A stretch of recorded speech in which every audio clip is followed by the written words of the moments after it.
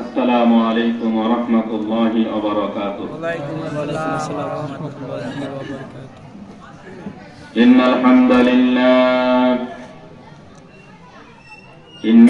لله نحمده ونستعينه ونستغفره ونعوذ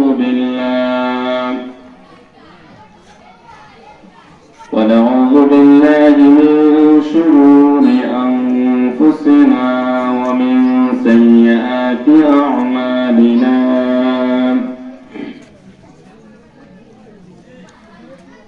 من يهده الله فلا مضل له ومن يضلل فلا هادي له. ونشهد أن لا إله إلا الله وحده لا شريك له. ونشهد أن سيدنا وسندنا وحبيبنا وشفيعنا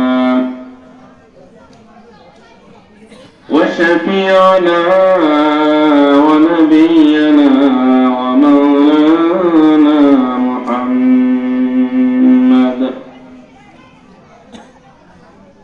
أرسله بالحق بشيرا ونذيرا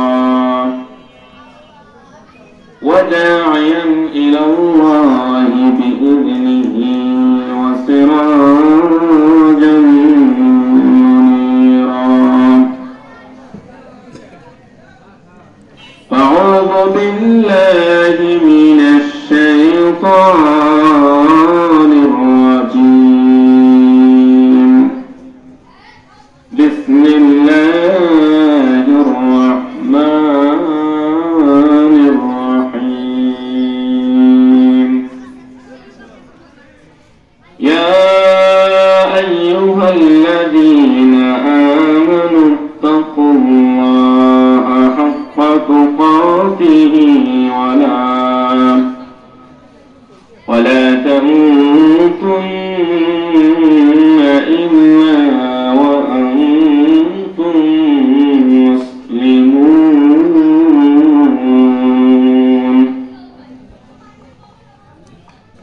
وقال الله تعالى في شان حبيبه: إن الله وملائكته يصلون على النبي يا أيها الذين آمنوا صلوا عليه وسلموا تسليما. اللهم صل على سيدنا مولانا محمد وعلى آل سيدنا شفيعنا محمد. ورفع التشييد ধন্য তুমি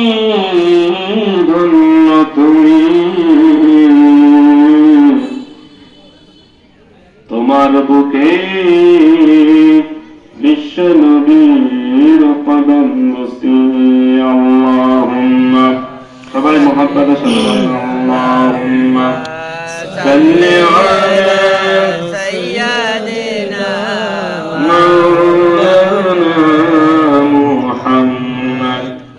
وعلى آل سيدنا شفيعنا محمد. بلغ العلا بكماله كشف الدجى بجماله حسنت جميع خصاله.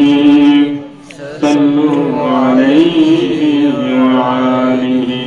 اللهم آمين. ربنا ظلمنا ظلمنا أنفسنا وإن لم تغفر لنا وترحمنا لنكونن من الخاسرين اللهم آمين. ربنا آتنا في الدنيا حسنة وفي الآخرة حسنة وقنا عذاب النار أي পরওয়ারদিগার মাওলা বিশ্ব জাহানের মালিক আল্লাহ শীতের মধ্যে আল্লাহ তোমার আসমানের নিচে আল্লাহ কতিপয় কিছু গুনাহগার বান্দা দাড়ি পাকা মুসল্লি কেরাম হাফেজ কোরআন আলেমে দ্বীন আল্লাহ মুরব্বি কেরাম সকলদেরকে নিয়ে তোমার শাহী দরবারে হাত উঠিয়েছি।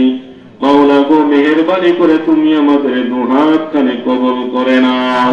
اللهم آمين. আয় আল্লাহ তাআলা আজকে এই মাহফিল যাদের কল্যাণে হলো, যাদের চিন্তা চেতনায় কষ্ট পরিশ্রম এই মাহফিলটাকে রয়েছে, আয় আল্লাহ তাআলা তোমার সেই খাস বান্দাদেরকে কবুল করে নাও। আয় আল্লাহ তাআলা যাদের অর্থের বিনিময়ে আল্লাহ যাদের ত্যাগের বিনিময়ে এই মাহফিলটা বাস্তবায়ন হয়েছে, আল্লাহ তাআলা তোমার সেই সকল বান্দাদের অর্থ এবং এই ত্যাগ কালকে আমাদের ময়দানে নাজাতের ওসিলা বানিয়ে দাও।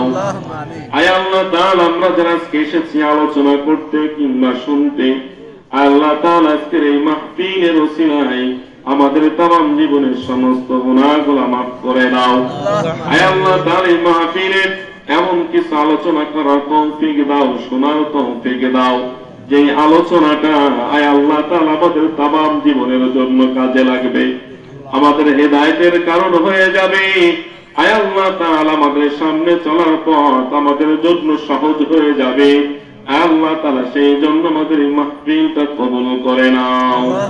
সুবহান রাব্বিকা রাব্বিল ইজ্জাতি আম্মা ইয়াসিফুন ওয়া সালামুন আলাল মুরসালিন ওয়ালহামদুলিল্লাহি রাব্বিল আলামিন।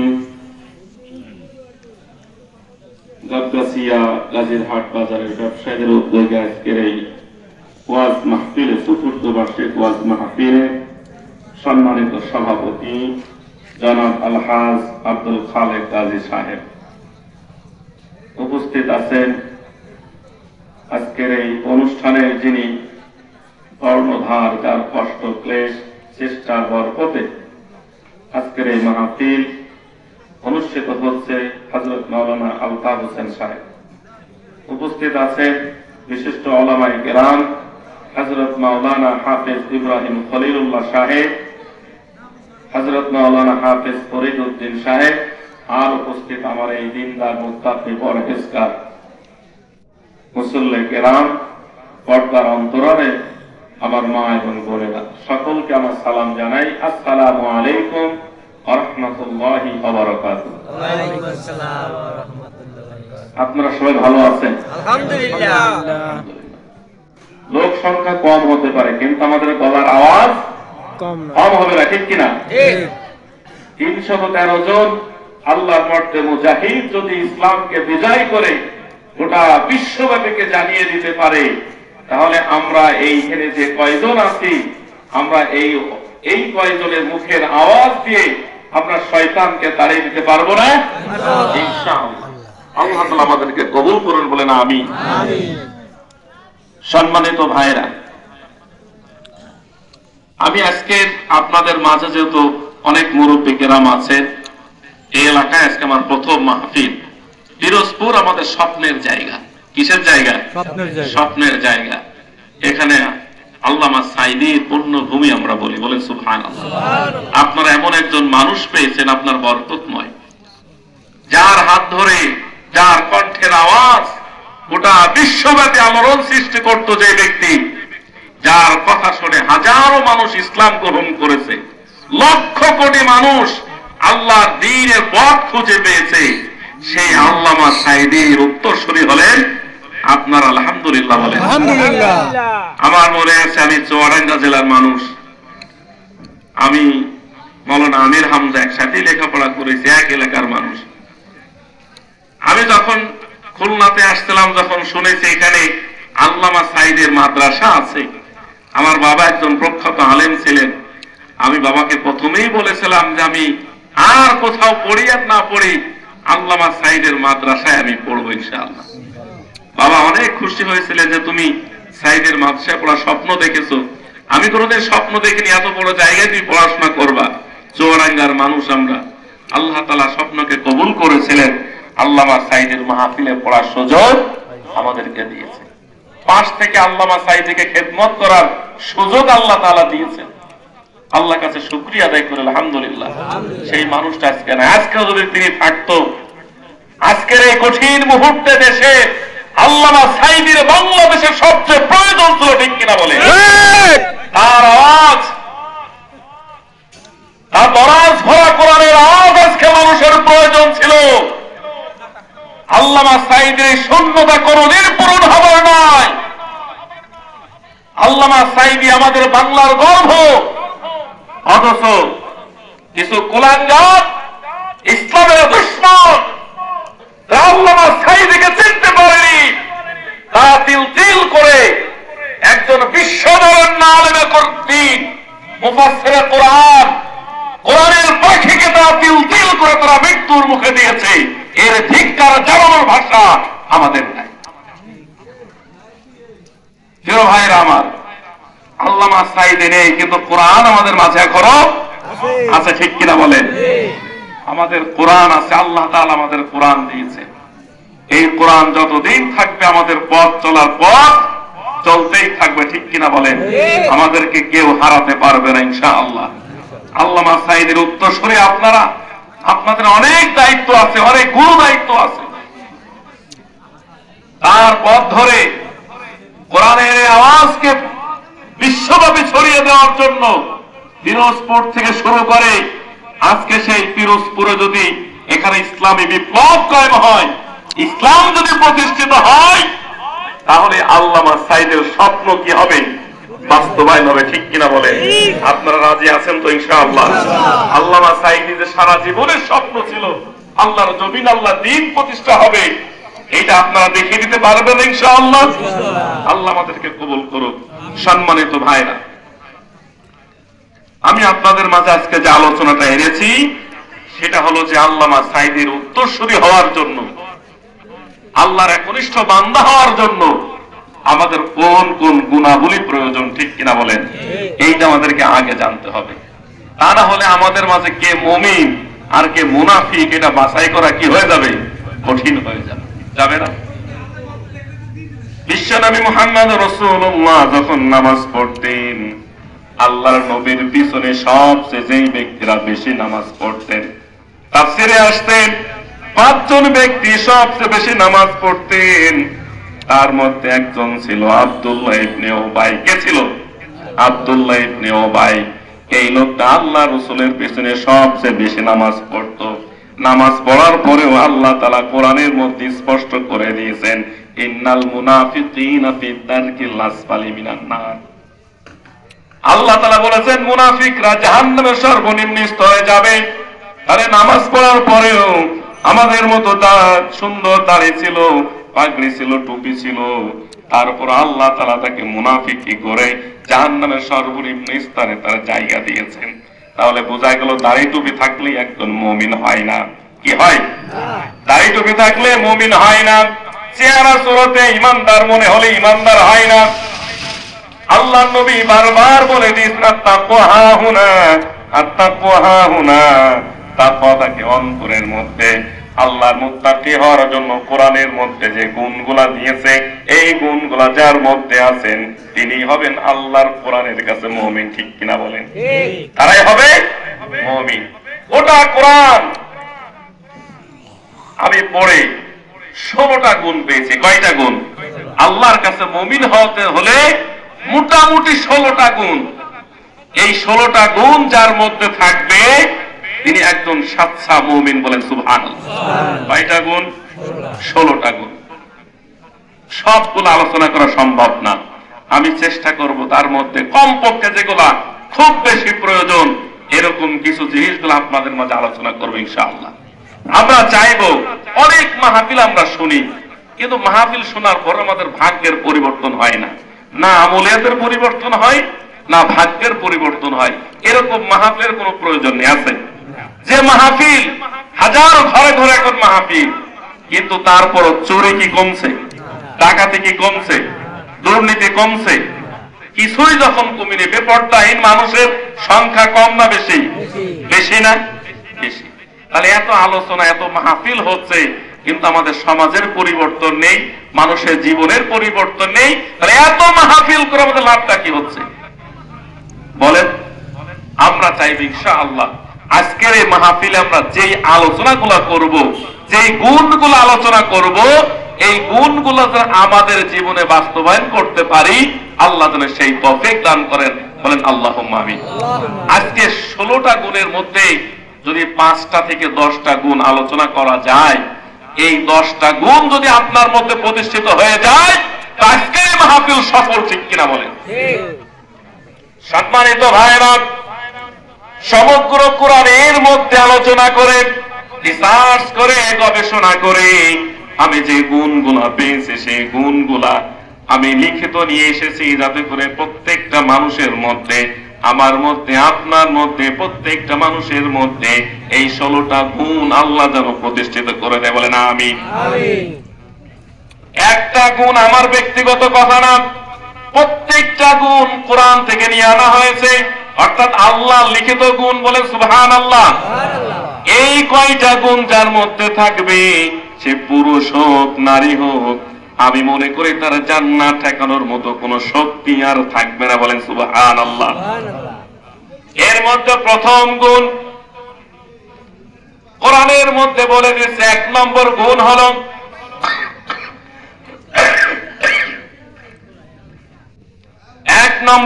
হলো আল্লাহর ভীতি, খোদা ভীতি, ঠিক কিনা বলেন?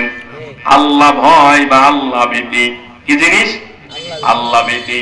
আল্লাহ তাআলা কোরআনের মধ্যে বলে দিয়েছেন, ইয়া আইয়ুহাল্লাযীনা আমানুত্তাকুল্লাহা হাক্কা তুকাতিহি ওয়া লা তামুতুন্না ইল্লা ওয়া আনতুম মুসলিমুন। আল্লাহ তাআলা সূরাতুল আল ইমরানের মধ্যে পরিষ্কার ভাবে বলে দিচ্ছেন, হে ঈমানদারগণেরা, তোমরা সর্বপ্রথম আল্লাহর ভয়, আল্লাহকে ভয় করো, সত্যিকার ভাবে আল্লাহকে ভয় করো। যেইভাবে ভয় করলে পরে তোমরা সত্যিকার ঈমানদার হতে পারবে, মুমিন হতে পারবে, আর তোমরা প্রকৃত মুসলমান না হয়ে মৃত্যুবরণ করো না। তাহলে এর মধ্যে 1 নম্বর গুণের কথা কি বলেছেন? ইত্তাকুল্লাহ। কি বলেছেন? আল্লাহ ভয়। পৃথিবীর মানুষের মধ্যে যদি কোন গুণ যদি না থাকে, শুধুমাত্র যদি আল্লাহর ভয় মানুষের মধ্যে তৈরি হয়ে যায়, ওই ব্যক্তি আর কোনোদিন কোনো অন্যায় কাজ করতে পারবে না, কোনোদিন কোনো খারাপ কাজ করতে পারবে না, কোনোদিন কোনো জাহিলিয়াতের কাজ সাথে সম্পৃক্ত থাকবে না। কি ভয়? আল্লাহর ভয়। আল্লাহর নবী তার সাহাবীদেরকে প্রথম যে কাজটা শিখিয়েছিলেন, আল্লাহর ভয়। আপনার মধ্যে যদি আল্লাহর ভয় থাকে, গভীর রাত্রে যখন আপনি একা থাকবেন, কেউ দেখছে না, কলমের খোঁচা দিলেই 1 লক্ষ টাকা আপনি অর্জন করতে পারবেন।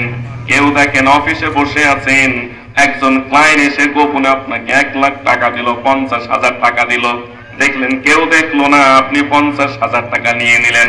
কিন্তু আপনার মধ্যে যদি আল্লাহর ভয় থাকে, তাহলে গোপনে কি 50,000 টাকা খাওয়া সম্ভব? সম্ভব না। কেউ দেখলো না, রোজা আছেন, কেউ দেখিনি, মা দেখিনি, বাবা দেখিনি, আপনি পানির মধ্যে ডুব দিয়েছেন, ডুব দেওয়ার মধ্যে যদি পানি খেয়ে নেন, আপনাকে কেউ দেখেছে কিনা? শুধুমাত্র পানি খান না কেন, আপনার কলবের মধ্যে আল্লাহর ভয় আছে, ঠিক কিনা বলেন? আল্লাহর ভয় থাকার কারণে একাকী হয়ে যান, তখনও খাবার খান না, পানির মধ্যে ঢুকে যান, তখনও পানি খান না। কারণ কি? আপনার অন্তরের মধ্যে আল্লাহর ভয় আছে, ঠিক কিনা বলেন? তো পৃথিবীর মানুষের মধ্যে যদি শুধুমাত্র আল্লাহর ভয় তৈরি হয়ে যেত, ইত্তাকুল্লাহ, আল্লাহকে ভয় করো, আল্লাহর আযাবের ভয়, আল্লাহর দেখার ভয় যদি আপনার মধ্যে তৈরি হয়ে যায়, তাহলে আপনার পক্ষে আর কোনোদিন কোনো অন্যায় কাজ করা সম্ভব? বলেন। মুয়াজ্জিন আযান দিয়েছে, হাইয়া আলাস সালাত। আপনি দোকানের মধ্যে বসে আছেন, বাড়ির মধ্যে ঘুমিয়ে আছেন, ফজরের আযান দিয়েছে মুয়াজ্জিন, কেউ ডাকলো না আপনাকে, মাও ডাকলো না, বাবাও ডাকলো না, স্ত্রীও ডাকলো না, সন্তানও ডাকলো না, আপনি লেপের মধ্যে ঘুমিয়ে আছেন, কেউ ডিস্টার্ব করলো না। কিন্তু আপনার মধ্যে যদি আল্লাহর ভয় তৈরি হয়ে যায়, তাহলে ওই লেপ আপনার ঘুমের মধ্যে রাখতে পারবে না, ঠিক কিনা বলেন? আর যদি আল্লাহর ভয় যদি না থাকে, তাহলে আপনি লেপের মধ্যে ঘুমিয়ে থাকবেন, আপনাকে নামাজের মধ্যে কেউ আনতে পারবে না। আজকে বাংলাদেশে যত নেতা নেত্রী, ব্যারিস্টার, এমপি, ডাক্তার, যত মানুষ তৈরি হয়েছে, যত অন্যায় কাজ হয়, হাজার হাজার কোটি টাকা বিদেশে যায়, লক্ষ লক্ষ টাকা দিয়ে বাড়ি করে, একজন পিয়ন হাজার কোটি টাকার মালিক। স্বয়ং প্রধানমন্ত্রী কি বলল? যে আমার সচিব 400 কোটি টাকার মালিক কোথায় পাইছে? তার মধ্যে যদি আল্লাহর ভয় থাকতো, খোদাভীতি যদি থাকতো, ওই ব্যক্তিকে 400 কোটি টাকার মালিক হওয়া তার পক্ষে সম্ভব হতো। শুধুমাত্র আল্লাহর ভয় না থাকার কারণে এই ব্যক্তি হাজার হাজার কোটি টাকার মালিক হয়ে যায়, আল্লাহর ভয় তার মধ্যে নাই। প্রিয় ভাইরা আমার, হযরত ওমর রাদিয়াল্লাহু তাআলা আনহুর সময় যিনি প্রধান বিচারপতি, তিনি আমিরুল মুমিনিনের কাছে এসে বলতে, আমিরুল মুমিনিন, আমি আপনার এখানে চাকরি করব না, চাকরি ছেড়ে দেব, আমার ইস্তফা আপনি গ্রহণ করেন। আমিরুল মুমিনিন হযরত ওমর রাদিয়াল্লাহু তাআলা আনহু বলছেন, কেন হে বিচারপতি, কেন তুমি চাকরি ছেড়ে দেবা? সমস্যা কি? বেতনের কি সমস্যা? নাকি তুমি বেতন ঠিক মতো পাচ্ছ না? নাকি বেতন তোমার কম হয়ে যাচ্ছে? কেন তুমি চাকরি ছেড়ে দেবা? বিচারপতি বলতেছেন, আমিরুল মুমিনিন, বিগত 1 বছর হয়ে গেছে আপনি অর্ধ জাহানের শাসক, 1 বছরের মধ্যে গোটা রাষ্ট্রে কোনো মামলা নাই, গোটা রাষ্ট্রে একজন ব্যক্তি মামলা করে না। আর যেই রাষ্ট্রে মামলা নেই, আমি শুধুমাত্র বসে বসে রাষ্ট্রের সম্পদ ভক্ষণ করছি, বেতন নিচ্ছি। আমার ভয় হচ্ছে এই 1 বছর যে রাষ্ট্রের সম্পদ খেয়েছি, আমার আল্লাহর কাছে হয়তো জবাব দিতে হবে। 1 বছর বসে বসে আমি বেতন নিচ্ছি, আমিরুল মুমিনিন, কতদিন আমি আর বসে থাকবো? হয় আমাকে অন্য একটা কাজে লাগিয়ে দেন, আর নাই চাকরি থেকে আমাকে বাতিল করে, আমি আল্লাহর কাছে জবাব দিয়ে থেকে আমি যেন বেঁচে যেতে পারি। বলেন সুবহানাল্লাহ। আমিরুল মুমিনিন বলেন, ব্যাপারটা কি? কেন, কিসের জন্য 1 বছরের মধ্যে মামলা হয় না? কি কারণটা কি? এটা কি আমাদের সমাজের মতো পুলিশের কাছে যদি একবার মামলা দেওয়া যায়, ওই মামলা 1 বছর 2 বছর জীবন শেষ হয়ে যায়, তো ওই মামলার রায় হয় না, ঠিক কিনা বলেন? হয় না? জমির মামলা আমি দেখেছি, আমার দাদার আমলের মামলা এখনো চলতেছে, ও শেষ হয় না। এই জন্য আমাদের সমাজে অনেক লোক আছে, এই পুলিশের কাছে গেলে বিপদ যে বেড়ে যেতে পারে, সেই জন্য মামলা করেন। আছেন এরকম লোক? যা কষ্ট ভোগ করে, জমির আইল ঠেলে নিয়ে যাচ্ছে, বাধ্য নিয়ে যা, তবু মামলা করতে যায় না, কারণ জমির আইল তো 1 বিঘত নিয়ে যাচ্ছে, আর মামলা করতে গেলে জমি সহ চলে যাবে, ঠিক কিনা বলেন? মামলা করে না। আমিরুল মুমিনিন বললেন, ব্যাপারটা কি? মানুষ কি উমরের ভয় পাচ্ছে, নাকি উমরের শাসনের ভয় পাচ্ছে যে মামলা দিলে বিপদ আরো বেড়ে যাবে, এর কারণে মামলা করছে না, নাকি অন্য কোনো কারণে করছে? ব্যাপারটা কি তদন্ত করো। আমিরুল মুমিনিন 2 জন সাহাবীকে নিযুক্ত করে দিলেন যে তোমাদের কাজ হলো গ্রামে গ্রামে জনে জনে ঘুরে ঘুরে তদন্ত করে আসতে হবে, কেন মানুষ মামলা করে না, কেন মামলা করে না, ব্যাপারটা কি? হয় সব আল্লাহর ওলি হয়ে গেছে, তা না হলে উমরের ভয়তে মামলা দিচ্ছে না। আসলে ব্যাপারটা কি, এটা তদন্ত করে নিয়ে আসো। হযরত আনাস রাদিয়াল্লাহু তাআলা আনহু ইনার নেতৃত্বে 2 সদস্যের কমিটি করে দিলেন, 1 মাস সময় দিলেন, প্রত্যেকটা গ্রামে অঞ্চলে মানুষের বাড়িতে বাড়িতে যে তদন্ত করে আসতে হবে। ইনারা বাড়িতে বাড়িতে গ্রামে গ্রামে ঘুরে ঘুরে ঘুরে ঘুরে মানুষকে জিজ্ঞাসা করেন, মামলা দাও না কেন, তোমাদের কি সমস্যা, তোমাদের কোনো অভিযোগ নাই কেন, আসলে সমস্যা কি? 1 মাস ঘুরে ঘুরে এমন একটা তদন্ত রিপোর্ট আমিরুল মুমিনিনের কাছে দিয়ে দিলেন। এই যে আমিরুল মুমিনিন, তার মধ্যে লিখে দিলেন 2টা কারণে মামলা হচ্ছে না। কয়টা কারণ? 2টা কারণে মামলা হচ্ছে না। সুবহানাল্লাহ। কয়টা কারণ? 2টা কারণে মামলা হচ্ছে না। 1 নম্বর কারণ বলে দিলেন, আমিরুল মুমিনিন আপনার যত নাগরিক আছে, যত উম্মাহ আছে, প্রত্যেকটা উম্মার মধ্যে আল্লাহর ভয় বেড়ে গেছে। কার ভয়? আল্লাহর ভয় বেড়ে গেছে। সুবহানাল্লাহ বলে। আল্লাহর ভয় বেড়ে যাওয়ার কারণে উমরকে ভয় পায় না, কোন মানুষকে ভয় পায় না, আল্লাহকে ভয় পায়। আল্লাহর ভয় পাওয়ার কারণে কেউ চুরি করে না, কেউ কাউকে ক্ষতি করে না, কেউ গোপনে কারোর আল ঠেলে নেয় না, কেউ যে অন্যের গাছ কেটে নেয় না, কেউ যে কি করে কলমের খোসা দিয়ে লক্ষ টাকার মাল হাতিয়ে নেয় না। সবার কি হয়ে গেছে? আল্লাহর ভয় তৈরি হয়ে গেছে। বলেন, আমাদের সমাজের মানুষের মধ্যে যদি আল্লাহর ভয় যদি থাকতো, তাহলে কি আমাদের পিয়নের চাকরি করে লক্ষ টাকার মালিক হয়? করে একটা পিয়নের চাকরি, ড্রাইভারের চাকরি, 1000 কোটি টাকার মালিক কোথা থেকে আসলো বলেন? মসজিদের সভাপতি হয়েছে, হয়ে সে বড় হয়ে গেছে। তাহলে ও টাকা ওর না মসজিদে? বলেন। আল্লাহু আকবার। সব জায়গায় রন্ধ্রে রন্ধ্রে, বাজারে যাবেন, বাজার কমিটি সেখানে চোর, মসজিদে চোর, সংসদে চোর, চেয়ারম্যানের চোর, এমপির চোর, মন্ত্রীর চোর, সব জায়গায় চোরের ঘাঁটি। কারণ একটার মধ্যে আল্লাহর ভয়। পৃথিবীর মধ্যে মানুষদের শুধুমাত্র একটা জিনিস অর্জন করতে পারে, আল্লাহ তাআলার ভয়। তাহলে ওই সমাজের শান্তির জন্য আর পুলিশের প্রয়োজন আছে? সেনাবাহিনীর প্রয়োজন আছে? বলেন। কারো প্রয়োজন নেই। যাদের হৃদয়ে আছে আল্লাহর ভয়, তারা কবু পথ ভুলে যায় না। আল্লাহর প্রেম ছাড়া এই দুনিয়ায় কারো কাছে কোনো কিছু চাই না। সবাই বলেন, যাদের হৃদয়ে আছে আল্লাহর ভয়, তারা কবু পথ ভুলে যায় না।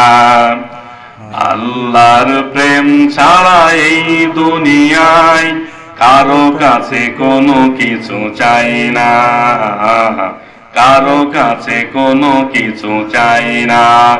আল্লাহর ভয় যার মধ্যে তৈরি হয়ে যাবে, সে পৃথিবীর কাউকে ভয় পাবে না।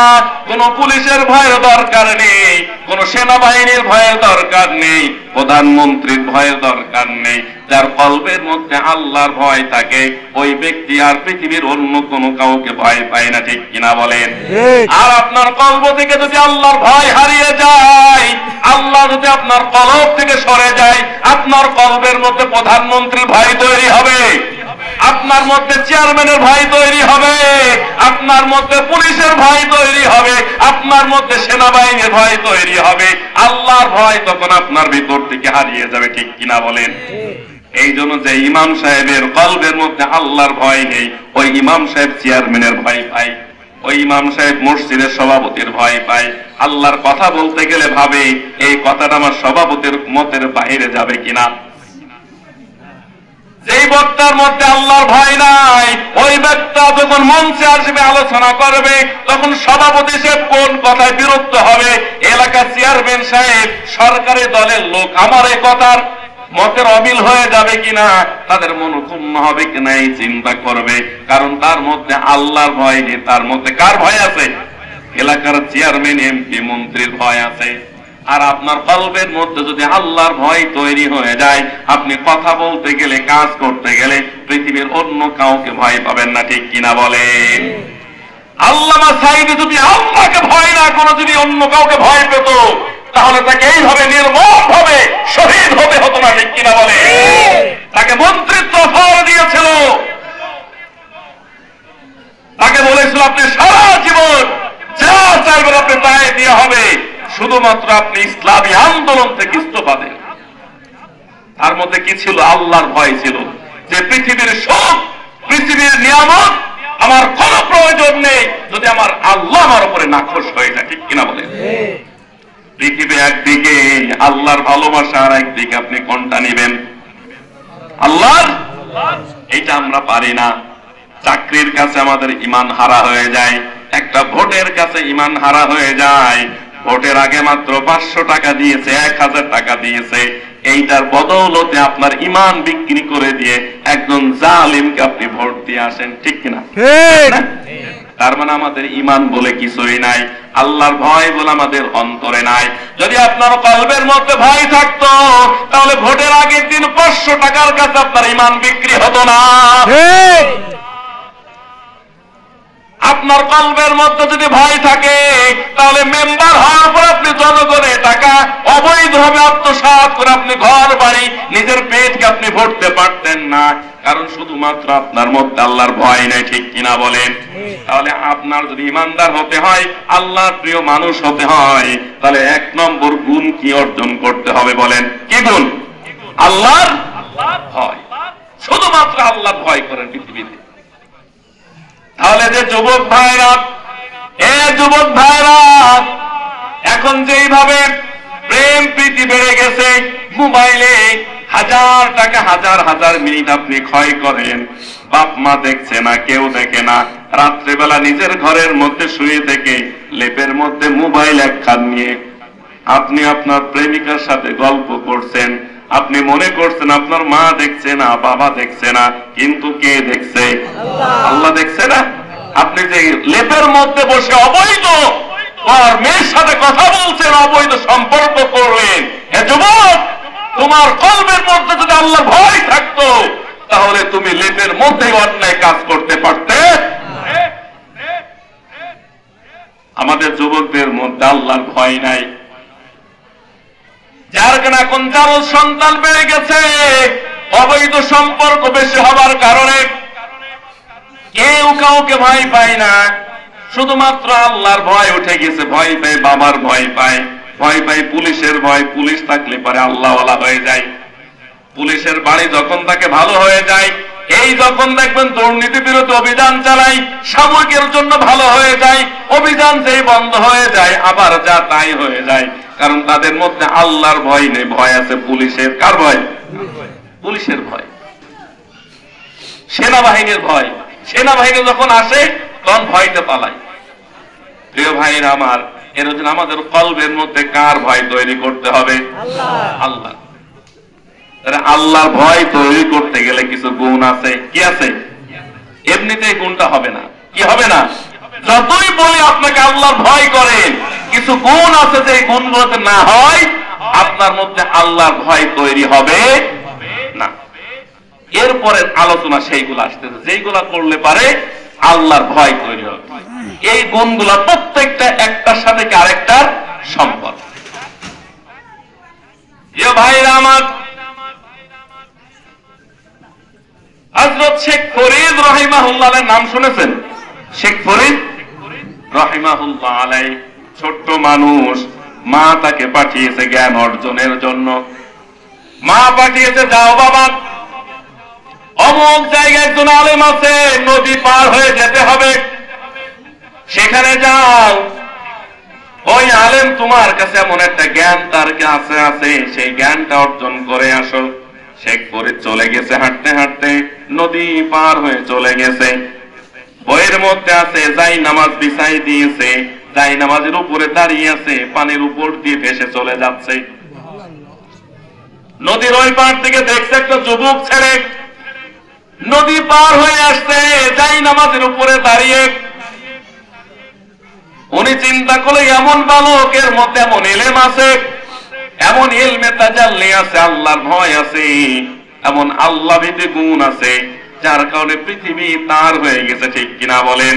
আপনি যদি আল্লাহর হয়ে যান, পৃথিবীর সমস্ত মাখলুকাত আপনার হয়ে যাবে, আপনার দাসে পরিণত হবে। সুবহানাল্লাহ। কি হয়ে যাবে? সবাই দাস হয়ে যাবে আপনার। ওই যুবক যখন চলে আসছে, হুজুর আগে তাকে ঈমানের পরীক্ষা করলেন, দেখি বুঝতে পারছি এর মধ্যে যে ইলম আছে আমার কাছে শেখানোর মতো কিছু নাই, আগে একটা পরীক্ষা করব, তারপরে তাকে ভর্তি করব কি করব না, তারপরে সিদ্ধান্ত। যুবক যখন আসলেন, বলে হে যুবক, তুমি আমার মাদ্রাসায় পড়তে হলে আগে একটা ইন্টারভিউ দিতে হবে। বলেন কি ইন্টারভিউ? বলেন। উস্তাদ বললেন, যুবক, তোমার হাতে একটা কবুতর দিলাম আর একটা ছুরি দিলাম। কি জিনিস? একটা কবুতর, একটা ছুরি দিয়ে বললেন, বাবা যাও এমন এক জায়গা থেকে জবাই করে নিয়ে আসবে, পৃথিবীর যেন কেউ না দেখে, এমন একটা গোপনীয় জায়গায় তুমি জবাই করবে, যেন পৃথিবীর কেউ না দেখে, এমন একটা গোপন জায়গা থেকে তুমি কবুতরটা জবাই করে নিয়ে আসো। যুবকের কাছে বলে একটা ছুরি দিলেন, একটা কবুতর দিলেন। শেখ ফরিদ রাহিমাহুল্লাহ আলাইহি যুবক ছেলে বালক ছুরি এবং কবুতরটা নিয়ে রওনা দিলেন। রওনা দেওয়ার পরে ঝোপের মধ্যে চলে গেলেন, কেউ নেই। চিন্তা করলেন এখন থেকে কেউ দেখছে না। হঠাৎ ঝোপের মধ্যে যখন তরবারি চালাতে যাবে কবুতরের গলায়, ওই যুবকের মনে তৈরি হয়ে গেছে, তাই তো পৃথিবীর কেউ দেখছে না, উস্তাদ দেখছে না, বাবা দেখছে না, মা দেখছে না, কেউ দেখছে না, কিন্তু এমন একজন দেখছে যিনি আমার বিশ্ব জাহানের মালিক, আমার রব্বুল আলামিন তো দেখছে। ঠিক কিনা বলে? ঝোপের মধ্যে জবাই করতে পারলো না। শেখ ফরিদ অন্ধকারের মধ্যে চলে গেল জবাই করার জন্য। সেখানে যাবার পরও দেখে কেউ দেখে না, কিন্তু আমার মাওলা দেখে। কে দেখে? আমার মাওলা দেখে। এইভাবে অনেক জায়গায় গেছে, যেখানে গেছে সে দেখলো যে কেউ না দেখলো আমার মাওলার চোখ আমি ফাঁকে দিতে পারি নাই। যুবক মানুষ 3 দিন পরে উস্তাদের কাছে ফিরে আসছে, উস্তাদ পারলাম না, আমি হয়তো আপনার দ্বীনের ইলম শিক্ষা অর্জন করতে আমি আর পারবো না, কারণ আপনার পরীক্ষায় আমি ফেল করেছি। আমি আপনার এই কবুতরকে জবাই করতে পারি নাই। উস্তাদ বলেন, কেন পারো নাই? কে তোমার পেছ ঘুরছে? কে তোমাকে ডিস্টার্ব করেছে? আর কে তোমার দিকে বারবার নজর দিছে? কেন পারো নাই? বললেন, উস্তাদ আমি গভীর অন্ধকারের মধ্যে গেছি, পানির মধ্যে চলে গেছি, ঝোপের মধ্যে গেছি, যেখানে কেউ নাই, কেউ দেখেনি, কিন্তু আমি একজনের চোখকে ফাঁকি দিতে পারিনি। উস্তাদ বললেন, সেই জনকে? উনি বললেন, সেই জন আর কেউ না, আমার রব্বুল আলামিন। বলেন সুবহানাল্লাহ। আমি আল্লাহ তাআলা চোখ ফাঁকি দিতে পারি নাই, সেই জন্য আমার পক্ষে জবাই করা সম্ভব হয়নি। উস্তাদ বললেন, বাবা তুমি ফেল করো নাই, তুমি ইমানের পরীক্ষায় বিজয় হয়ে গেছে। ঠিক কিনা বলেন? আজকে আমাদের সমাজে ইমানের পরীক্ষায় সবাই ফেল করি, যার কারণে আমাদের পক্ষে অবৈধ ইনকাম করা সহজ হয়ে গেছে, সুদ খাওয়া সহজ হয়ে গেছে, চুরি করা সহজ, ডাকাতি করা সহজ, অন্যের মালামাল অন্যায় ভাবে ভক্ষণ করা সহজ।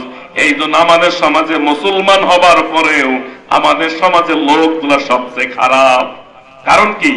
আল্লাহর ভয় আমাদের মধ্যে আর নাই। প্রিয় ভাইরা আমার, এই একটা গুণ যার মধ্যে না হবে, যতদিন পর্যন্ত না থাকবে, ততদিন আমরা মুমিন হতে পারবো। এর কারণে আল্লাহ তাআলা বলতেছেন, ইয়া আইয়ুহাল্লাযীনা আমানু তাকুল্লাহ, হে ইমানদারগণ সত্যিকার ভাবে আল্লাহকে ভয় করো। সুবহানাল্লাহ। আমানু তাকুল্লাহ হাক্কা তুকাতি, ভয় করার মতো করো। যদি করার মতো ভয় যদি করতাম, তাহলে আমাদের এই 54 বছরে বাংলাদেশ এতদিন কবে ইসলাম কায়েম হয়ে যেত। ঠিক কিনা বলেন?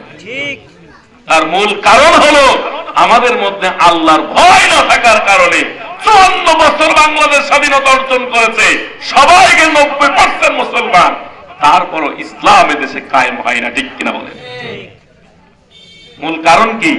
আমরা আল্লাহর ভয় থেকে, আল্লাহর বিধান থেকে আমরা সবাই দূরে সরে গেছি। ঠিক কিনা বলেন? লা ইলাহা ইল্লাল্লাহ, লা ইলাহা ইল্লাল্লাহ, হাসবি রব্বি জাল্লাল্লাহ, মা ফি কলবি গায়রুল্লাহ। সবাই বলেন, হাসবি রব্বি জাল্লাল্লাহ, মা ফি কলবি গায়রুল্লাহ, নূর মুহাম্মদ সাল্লাল্লাহু লা ইলাহা ইল্লাল্লাহ লা ইলাহা ইল্লাল্লাহ লা ইলাহা ইল্লাল্লাহ লা ইলাহা ইল্লাল্লাহ লা ইলাহা ইল্লাল্লাহ লা ইলাহা ইল্লাল্লাহ মুহাম্মাদুর রাসূলুল্লাহ।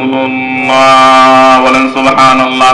সম্মানিত ভাইয়ের আমার, ইব্রাহিম বিন আদহামের নাম শুনছেন কে কে? ইব্রাহিম বিন আদহাম আল্লাহর একজন যুগ শ্রেষ্ঠ একজন মুহাদ্দিস ছিলেন, একজন আল্লাহর ওলি ছিলেন। তিনি একজন দেশের প্রধানমন্ত্রী ছিলেন, বাদশাহিত্ব ছিলেন। আল্লাহর ভয় হওয়ার কারণে আল্লাহর প্রেমিক এতটা প্রেম তার মধ্যে জাগত হয়ে গিয়েছিল যে তিনি আল্লাহর মুখলেস বান্দা হয়ে গেছিলেন। বলেন সুবহানাল্লাহ। উনি একবার সফরে গেছেন এক দেশ থেকে আরেক দেশে। গভীর রাত হয়ে গেছে, শীতের কনকনে রাত, কোথায় যাওয়ার জায়গা নেই। রাত্রের মধ্যে জায়গা খুঁজছেন যেখানে কোন একটা বাসা আছে কিনা, যেখানে বিশ্রাম নেওয়া যায়। হাঁটছে হাঁটছে, রাস্তার মধ্যে দিয়ে হাঁটছেন। হাঁটতে হাঁটতে দেখেন অনেক দূরে ওই এরকম একটা ছোট্ট আলো টিপ টিপ করে জ্বলে। ছোট্ট আলো টিপ টিপ করে জ্বলে। উনি চিন্তা করলে ওখানে আলো যখন জ্বলছে নিশ্চয়ই কোন আল্লাহর বান্দা ওখানে আছে, যাই হয়তো তার কাছে কোনো সহযোগিতা পাওয়া যাবে, একটু বিশ্রামের জায়গা পাওয়া যাবে। এই বলে উনি আলো দেখে সেই দিকে চলা শুরু করলেন। চলতে চলতে চলতে ওই আলোর কাছে যেয়ে দেখলেন একজন মুরব্বী করে মানুষ, উনি বসে বসে পানি জাল দিচ্ছেন। কি জাল দিচ্ছেন? পানি জাল দিচ্ছেন। উনি যাওয়ার পরে প্রথমে সালাম দিয়েছেন, আসসালামু আলাইকুম। কারণ নবীজি বলে দিয়েছেন আসসালামু ক্বাবলাল কালাম, কথা বলার আগে সালাম দাও। আর আমাদের সমাজে আগে কথা বলে তারপরে সালাম দেয়। বক্তাও কি করে, অনেক কিছু বলে নেয়, বলে নেওয়ার পরে লাস্টে যে মাঝখানে যে সালাম দেয়। কিন্তু আল্লাহর নবীজির সুন্নাহ হলো আসসালামু ক্বাবলাল কালাম, কথা বলার আগে সালাম দাও। বলেন সুবহানাল্লাহ। সবার আগে কি হবে? দেখা হলে আগে সালাম। আমরা সালাম দেওয়ার অভ্যাসটা হারিয়ে ফেলেছি, ঠিক কিনা বলেন? শুধু সালাম দেয় ইমাম সাহেব দেয়। ইমাম সাহেব আল্লাহওয়ালা মানুষ, শুধু তারই সালাম দেয় নাকি? কিন্তু আল্লাহর নবী বলে দিয়েছেন আইয়ুল ইসলামি খায়র। একজন আল্লাহর নবীকে জিজ্ঞেস করি, ইয়া রাসূলুল্লাহ, ইসলামের উত্তম জিনিস কোনটি? কোনটা উত্তম জিনিস? আল্লাহর নবী বলে দিলেন ক্বালাতু তুইমুত তাআমা ওয়া তাকরাউস সালাম আলা মান আরাফতা ওয়া মান লাম তারিফ। আল্লাহর নবী দুইটা গুণ বলে দিলেন ইসলামের উত্তমের মধ্যে। একটা বলে দিলেন তোমরা যে যা পারো একজন আরেকজনের খাওয়াও। কি করো? খাওয়াও। এই সংস্কৃতি আমাদের মধ্যে এখন হারিয়ে গেছে, কেউ খাওয়াতে চায় না। চা শুধু একাই খায়, মনে করে আমার একটা চায়ের দাম 5 টাকা, যদি হুজুরে খাওয়ায় তাহলে আমার আর 5 টাকা বেশি চলে যাবে। এই জন্য ওই 5 টাকার খুব মায়া হয়, ঠিক কিনা বলেন? খাওয়াতে চায় না। হুজুরে যা একটু খাওয়ায়, ওর পাশের মুসল্লির কোনোদিন খাওয়ায় না। ইসলাম শুধু হুজুরে খাওয়াতে বলছে। আল্লাহ নবী বলেছেন তোমরা একে অন্যের খাওয়াও। আলা মান আরাফতা ওয়া মান লাম তারিফ, চেনো আর না চেনো তোমরা সব সময় খাওয়াও। এজন্য আল্লাহ নবীর সুন্নাহ হলো যখন আপনি খেতে যাবেন পাশের কোন একজনকে খাওয়াবেন। পাশের একজনকে, এই যে ইব্রাহিম আলাইহিস সালামের সুন্নাহ ছিল। ইব্রাহিম আলাইহিস সালাম কখনোই নিজে একা খাদ্য গ্রহণ করেননি। যখনই খাবার খেতে যেতেন তখন একজন মুসাফির খুঁজতেন, আমার পাশের কোন ভাইকে খুঁজতেন, কাকে নিয়ে খাওয়া যায় এরকম লোক নিয়ে খুঁজতেন। আর আমরা এখন যে যা পারে গোপনে খাই, যাতে করে আর একজন লোক ঠিক না পায়। আমরা সবাই আল্লাহর নবীর ওই হাদিসটা আমল করে। নবীজি বলে দিয়েছেন হয় তুমি দাও, আর যদি দিতে না পারো গোপনে খাও। এজন্য আমরা সবাই গোপনে খেতে চাই। আর সেটাও তো বাদ, এখন প্রকাশ্যে খায় কিন্তু খাওয়ায় না, এরকম লোক আছে না নাই? এটা কম না বেশি? বেশি না বলেন? খাওয়াতে চায়। খবরদার, যা আছে তাই খাওয়াতে থাকবে, তাই দিতে থাকবে। দেখবেন ওই খাবারটা বরকত হয়ে আপনার দিকে ফিরে আসবে। সুবহানাল্লাহ বলেন। আপনি যত খাওয়াবেন দেখবেন আল্লাহর রিজিক তত আপনার দিকে ফিরে আসবে, তত ফিরে আসবে। সুবহানাল্লাহ বলেন। আল্লাহর নবী কি বলে দেন, ক্বালা তুতঈমু তাআমা ওয়া তাকরাউ সালাম, আর মানুষদেরকে সালাম দিবে। কি করবে? জান্নাতি মানুষদের সবচেয়ে বড় গুণ হবে তারা সালাম দেবে। সালামুন কাওলাম মির রাব্বির রহিম, তোমার রবের পক্ষ থেকে তোমাদেরকে সালাম। যারা বেশি সালাম দেয় এই লোকগুলা জান্নাতি মানুষ। বলেন সুবহানাল্লাহ। কারণ জান্নাতের প্রত্যেকটা মানুষের সব সময় কথাই কথাই সালাম থাকবে। কি থাকবে? আর নবীদের স্বভাব, নবীরা সবচেয়ে বেশি সালাম দিতেন। তাফসীরের মধ্যে আসছে পৃথিবীর কোন সাহাবী, আল্লাহর নবীর যুগে কোন সাহাবী আল্লাহর নবীকে সালাম দিতে পারে নাই। আর আমরা এখন ইমাম সাহেব সালাম নিতে চাই, মসজিদে গেলে পরে মুসল্লিরা সালাম দিল কিনা তাকিয়ে থাকি, ইমাম সাহেব আগে সালাম নিতে চায় না। এলাকার চেয়ারম্যান সাহেব অন্যের সালাম কামনা করে, চেয়ারম্যান সাহেব সালাম নিতে চায় না। এলাকার মেম্বার সাহেব, এলাকার বড় গণ্যমান্য ব্যক্তি, ব্যবসায়িক সমিতির সভাপতি, সে যখন আসে কামনা করে অন্যরা আমাকে সালাম দিক, কিন্তু সালাম নিতে চায় না। আল্লাহর নবী বলছেন যে ব্যক্তি সালাম কামনা করে সালাম দেয় না, এই লোকটা অহংকারী, আর অহংকারী ব্যক্তির স্থান জান্নাতে হয় না। আল্লাহর নবী বললেন যে ব্যক্তি আগে সালাম দেয় অহংকার মুক্ত। বলে সুবহানাল্লাহ। কি জিনিস? অহংকার মুক্ত হয়ে যায়। এর জন্য যে যত বেশি সালাম দেয় ও তত জান্নাতি মানুষ। ঠিক কিনা বলে? কারণ যার মধ্যে অহংকার নেই এই লোকটা জান্নাতে যাবে। কোথায় যাবে? এই লোকটা জান্নাতে যাবে। আর যার মধ্যে অহংকার আছে এই লোকগুলা জান্নাতে যাবে না। প্রিয় ভাইরা আমার, কি যেন বলছিলাম? ইব্রাহিম বিন আদহাম সালাম দিয়েছেন, আসসালামু আলাইকুম। মুরব্বী সালামকে কোনো উত্তর দিল না, চুপ হয়ে থাকে। সে তার কাজ চালিয়ে গেল। ইব্রাহিম বিন আদহাম অবাক হলেন, ব্যাপারটা কি? সালাম দিলাম, সালাম দেওয়া সুন্নত, কিন্তু জবাব দেওয়া অজীব। অজীব একটা তরক করলো। তারপরে ইব্রাহিম বিন আদহাম কিছুই বলল না, চুপ করে থাকলেন। কিছুক্ষণ পরে যে আবার সালাম দিলেন, আসসালামু আলাইকুম। তখনও জবাব দিল না মুরব্বী। এরপর আবার চুপ থাকলেন। ইসলামের নিয়ম হলো 3 বার সালাম দিতে হয়। কয়বার? আপনি কোন বাসায় গেছেন, এখন আমরা বাসায় যাওয়ার পরে দরজায় ছটপট করে ঠোকা মারি, যতক্ষণ গেট না খোলে দরজায় ঠোকা মারতেই থাকি। এটা একটা বিরক্তির কারণ। নবীজি শিখিয়ে দিয়েছে কোন বাসায় যদি যাও, মায়ের ঘরেও যদি যাও, মায়ের অনুমতি নেবে, সালাম দেবে। মা যদি অনুমতি না দেন ওই বাসায় ঢোকা যাবে না। বাবার ঘরে গেলে পারে অনুমতি নিতে হবে। বোনের ঘরে গেলে পারে কি করতে হবে? অনুমতি নিতে হবে। কোন ভাইয়ের বাসায় গেলে পারে অনুমতি নিতে হবে। ইসলাম শিখিয়েছে কোন বাসায় যখন ঢুকবে একবার সালাম দেবে, আসসালামু আলাইকুম।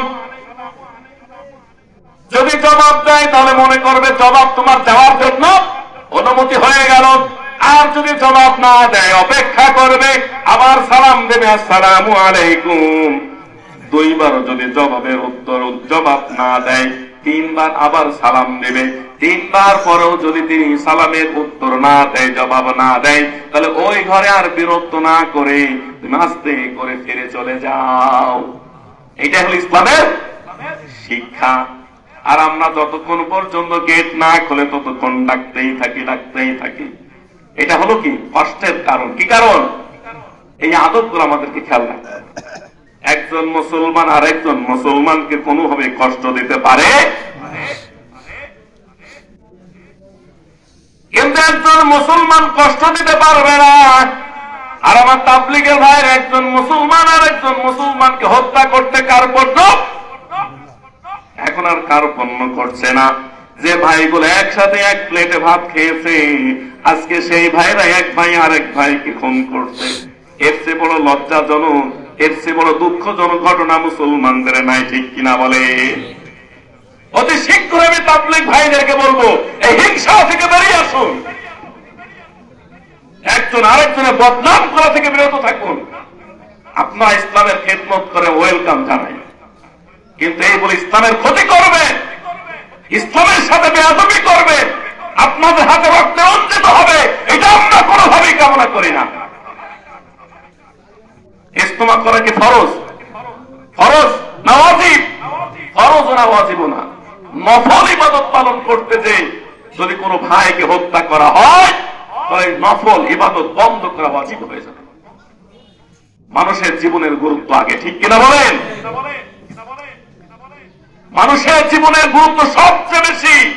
আল্লাহ তাআলা বলে দিয়েছে একজন মানুষকে অন্যায় ভাবে হত্যা করা গোটা একটা সমাজকে হত্যা করা সমতুল্য। নাউযুবিল্লাহি মিন যালিক। খবরদার আপনারা বিরত থাকেন, সবাই কাজ করেন। আল্লাহ দ্বীনের কাজ করছে, ইকামতের দ্বীনের কাজে ফিরে আসে। দ্বীন প্রতিষ্ঠার কাজে যে দাওয়াত নবী দিয়েছে, যে দাওয়াত কোরআন দিয়েছে, সেই দাওয়াতের দিকে ফিরে আসে, তাহলে হিংসা হানাহানি আর থাকবে না, ঠিক কিনা বলেন? ইব্রাহিম বিন আদহাম 3 মাস সালাম দিলেন। সালাম দেওয়ার পর যখন জবাব পেয়ে চুপ হয়ে আছে, কিছুক্ষণ পরে ওই মুরব্বী সালামের উত্তর দিয়ে বলছেন ওয়ালাইকুমুস সালাম। যখন তিনি সালামের উত্তর দিয়েছেন, কাজগুলা বন্ধ করে দিয়েছেন। কি করছেন? কাজ বন্ধ করে দিয়ে উত্তর দিচ্ছে ওয়ালাইকুমুস সালাম। ইব্রাহিম বিন আদহাম প্রশ্ন করলেন, বাবা মুরব্বী, আমি তোমাকে 3 বার সালাম দিয়েছি, 3 বার সালামের উত্তর সাথে সাথে না দিয়ে কিছুক্ষণ পরে সালামের উত্তর দিলে কেন? এই জবাবটা তুমি আগে আমাকে দাও। ওই মুরব্বী বলতেছেন, বাবা আমি একটা মসজিদের খাদেম, মসজিদের খাদেম। এই মসজিদে অনেক মুসল্লি সকাল বেলায় এসে নামাজ পড়তে আসবে, আর আমার কাজ হলো প্রত্যেক দিন ফজরের আগে শীতের বেলা মুসল্লিদের আল্লাহ মুত্তাকি মানুষদের ওযু করতে কষ্ট হয়, সেই জন্য আমি সবার আগে এসে চুলায় জাল ধরিয়ে দিয়ে আমি এখানে পানিটাকে গরম করে রাখি, আযানের আগে গরম কমপ্লিট করে রাখি, আর এর উপরে ভিত্তি করে মসজিদ থেকে আমাকে একটা বেতন দেয়, আর এই বেতনটা আমি হালাল করে নিয়ে আমি আমার নিজেকে ভক্ষণ করি। এর থেকে যে বেতন দেয় সেইটা দিয়ে আমি কি করি? নিজে খাই, ভক্ষণ করি। আমি খাই, আমার পরিবার খায়, আমার স্ত্রী, আমার সন্তান তারা খায়। বলে সুবহানাল্লাহ। এ মুসাফির, তুমি কি আমি চিনি না? তুমি যখন সালাম দিয়েছ, আমার সাথে কথা বলতে গেছ, আমি তখন আমার ডিউটিরত ছিলাম। আমার একটা টাইম আছে, এই টাইম থেকে এই টাইম ডিউটি। আমি এই ডিউটির মধ্যে আমি কাজে ব্যস্ত ছিলাম, সেই কারণে আমি জানি সালামের উত্তর দিলে তোমার সাথে কথা বলতে হবে, সেই জন্য আমি তোমাকে সালামের উত্তর দেইনি। আমার ডিউটি শেষ, এখন তোমাকে উত্তর দিলাম। এখন বলো তোমাকে কি সহযোগিতা করতে পারি?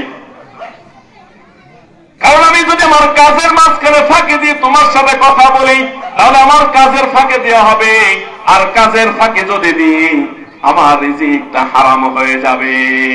আর আমি একজন আল্লাহর বন্ধু বান্দা, আমি কাজের ফাঁকে দিয়ে মানুষকে কাছে ঠকিয়ে আমি আমার রিজিকটাকে হারাম করতে চাই না। সুবহানাল্লাহ। কি আল্লাহওয়ালা মানুষ! এই আল্লাহওয়ালা মানুষ কি এখন আমাদের যুগে আছে?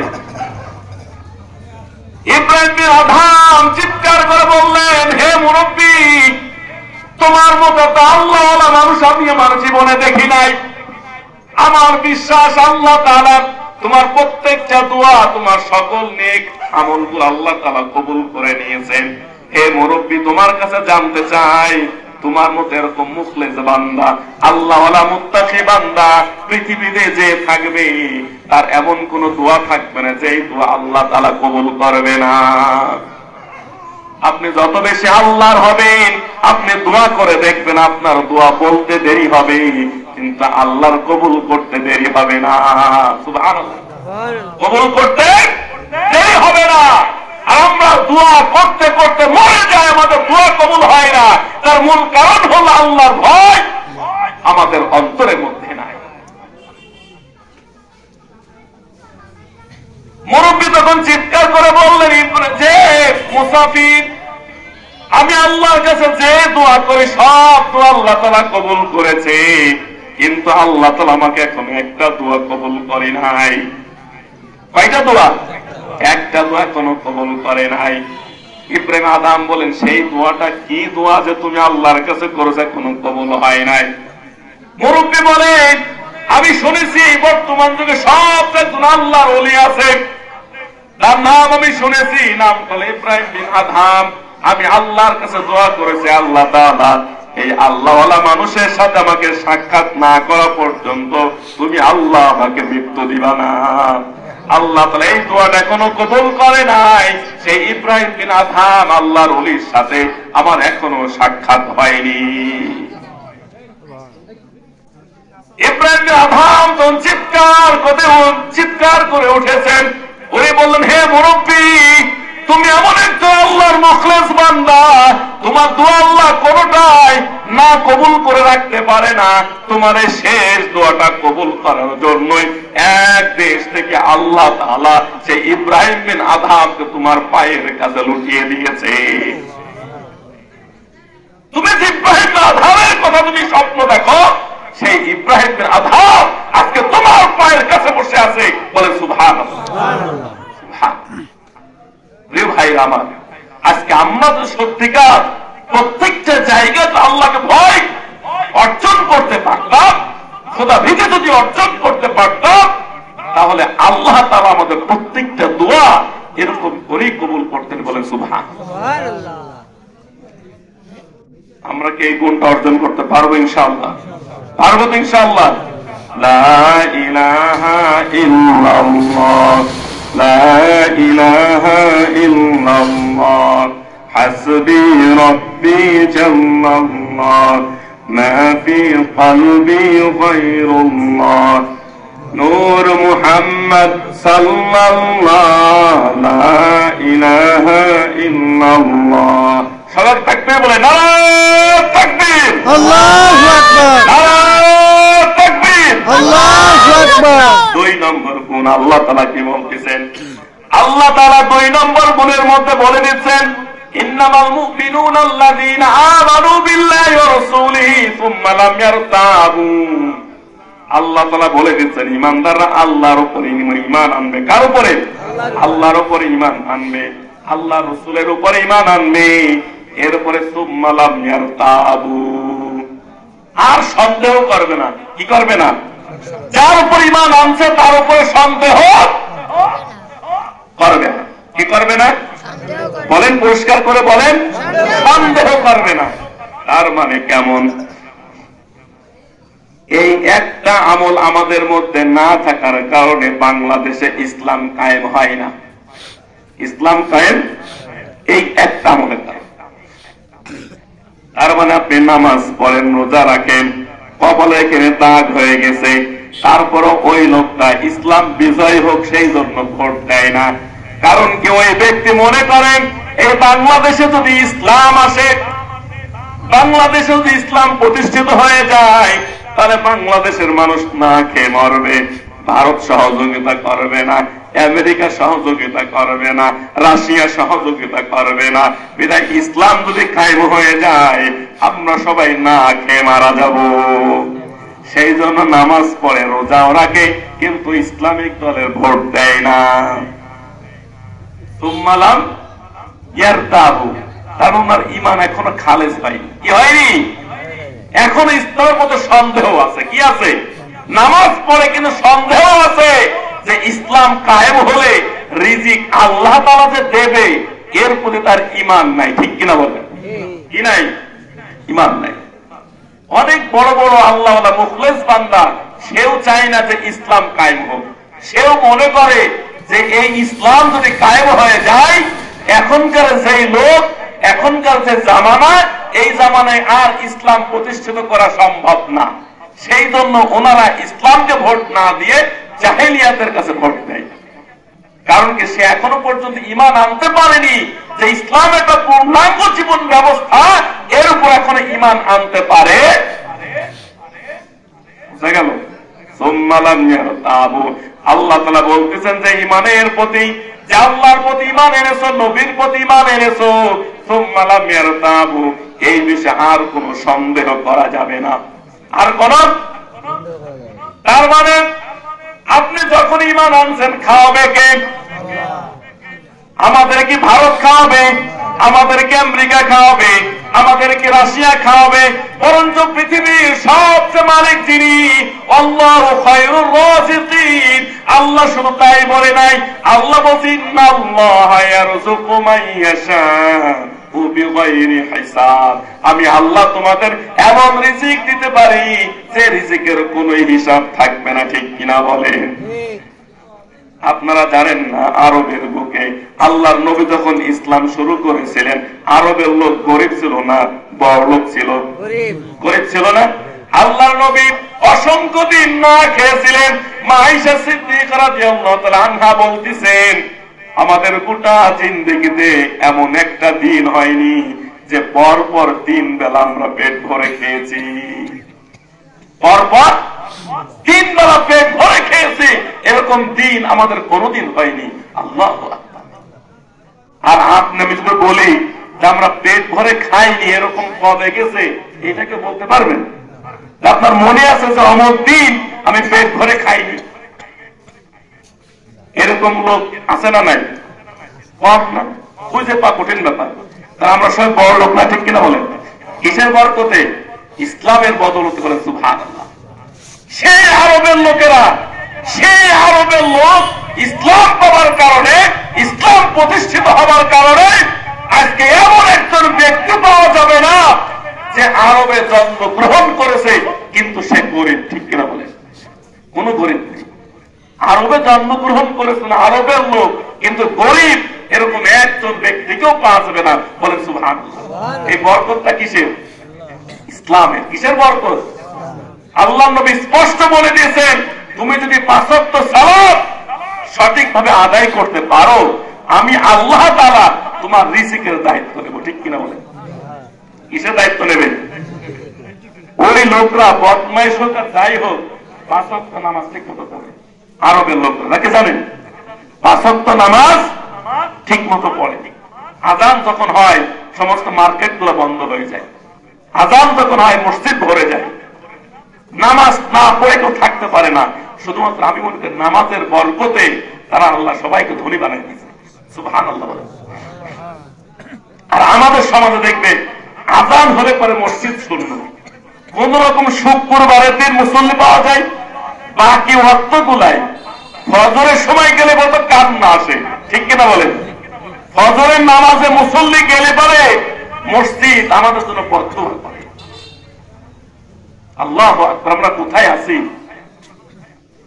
যা নামাজ পড়ে জুমার দিন এত মুসল্লি নামাজ পড়লো, তাহলে বলেন, তাহলে আপনার ঈমান যদি খালেস হতো, তাহলে যেই জুমার দিন আপনি নামাজ পড়লেন, যে আল্লাহর জন্য আপনি জুমার নামাজ আদায় করলেন, তাহলে ওই আল্লাহকে জোহরের সময় নাই? বলেন, ওই আল্লাহকে আসরের সময় নাই?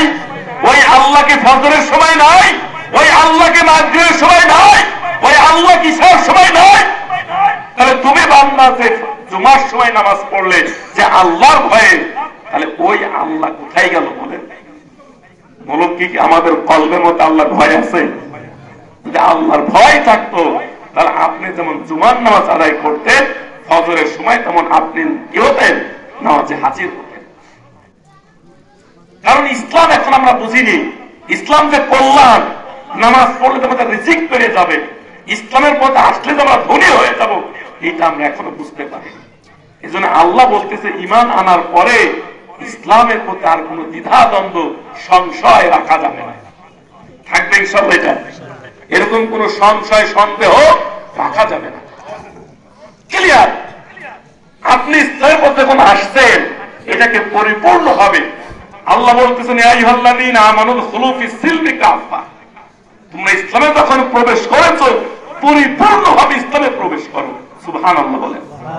প্রিয় ভাইরা আমার, এর জন্য দেখেন আমাদের একিনের প্রতি সমস্যা, যার কারণে বাংলাদেশ এত বছর হয়ে গেল সবাই নামাজ পড়ে মুসলমান, কিন্তু নির্বাচন যখন আসে ইসলামিক দলগুলো ভোট পায় না।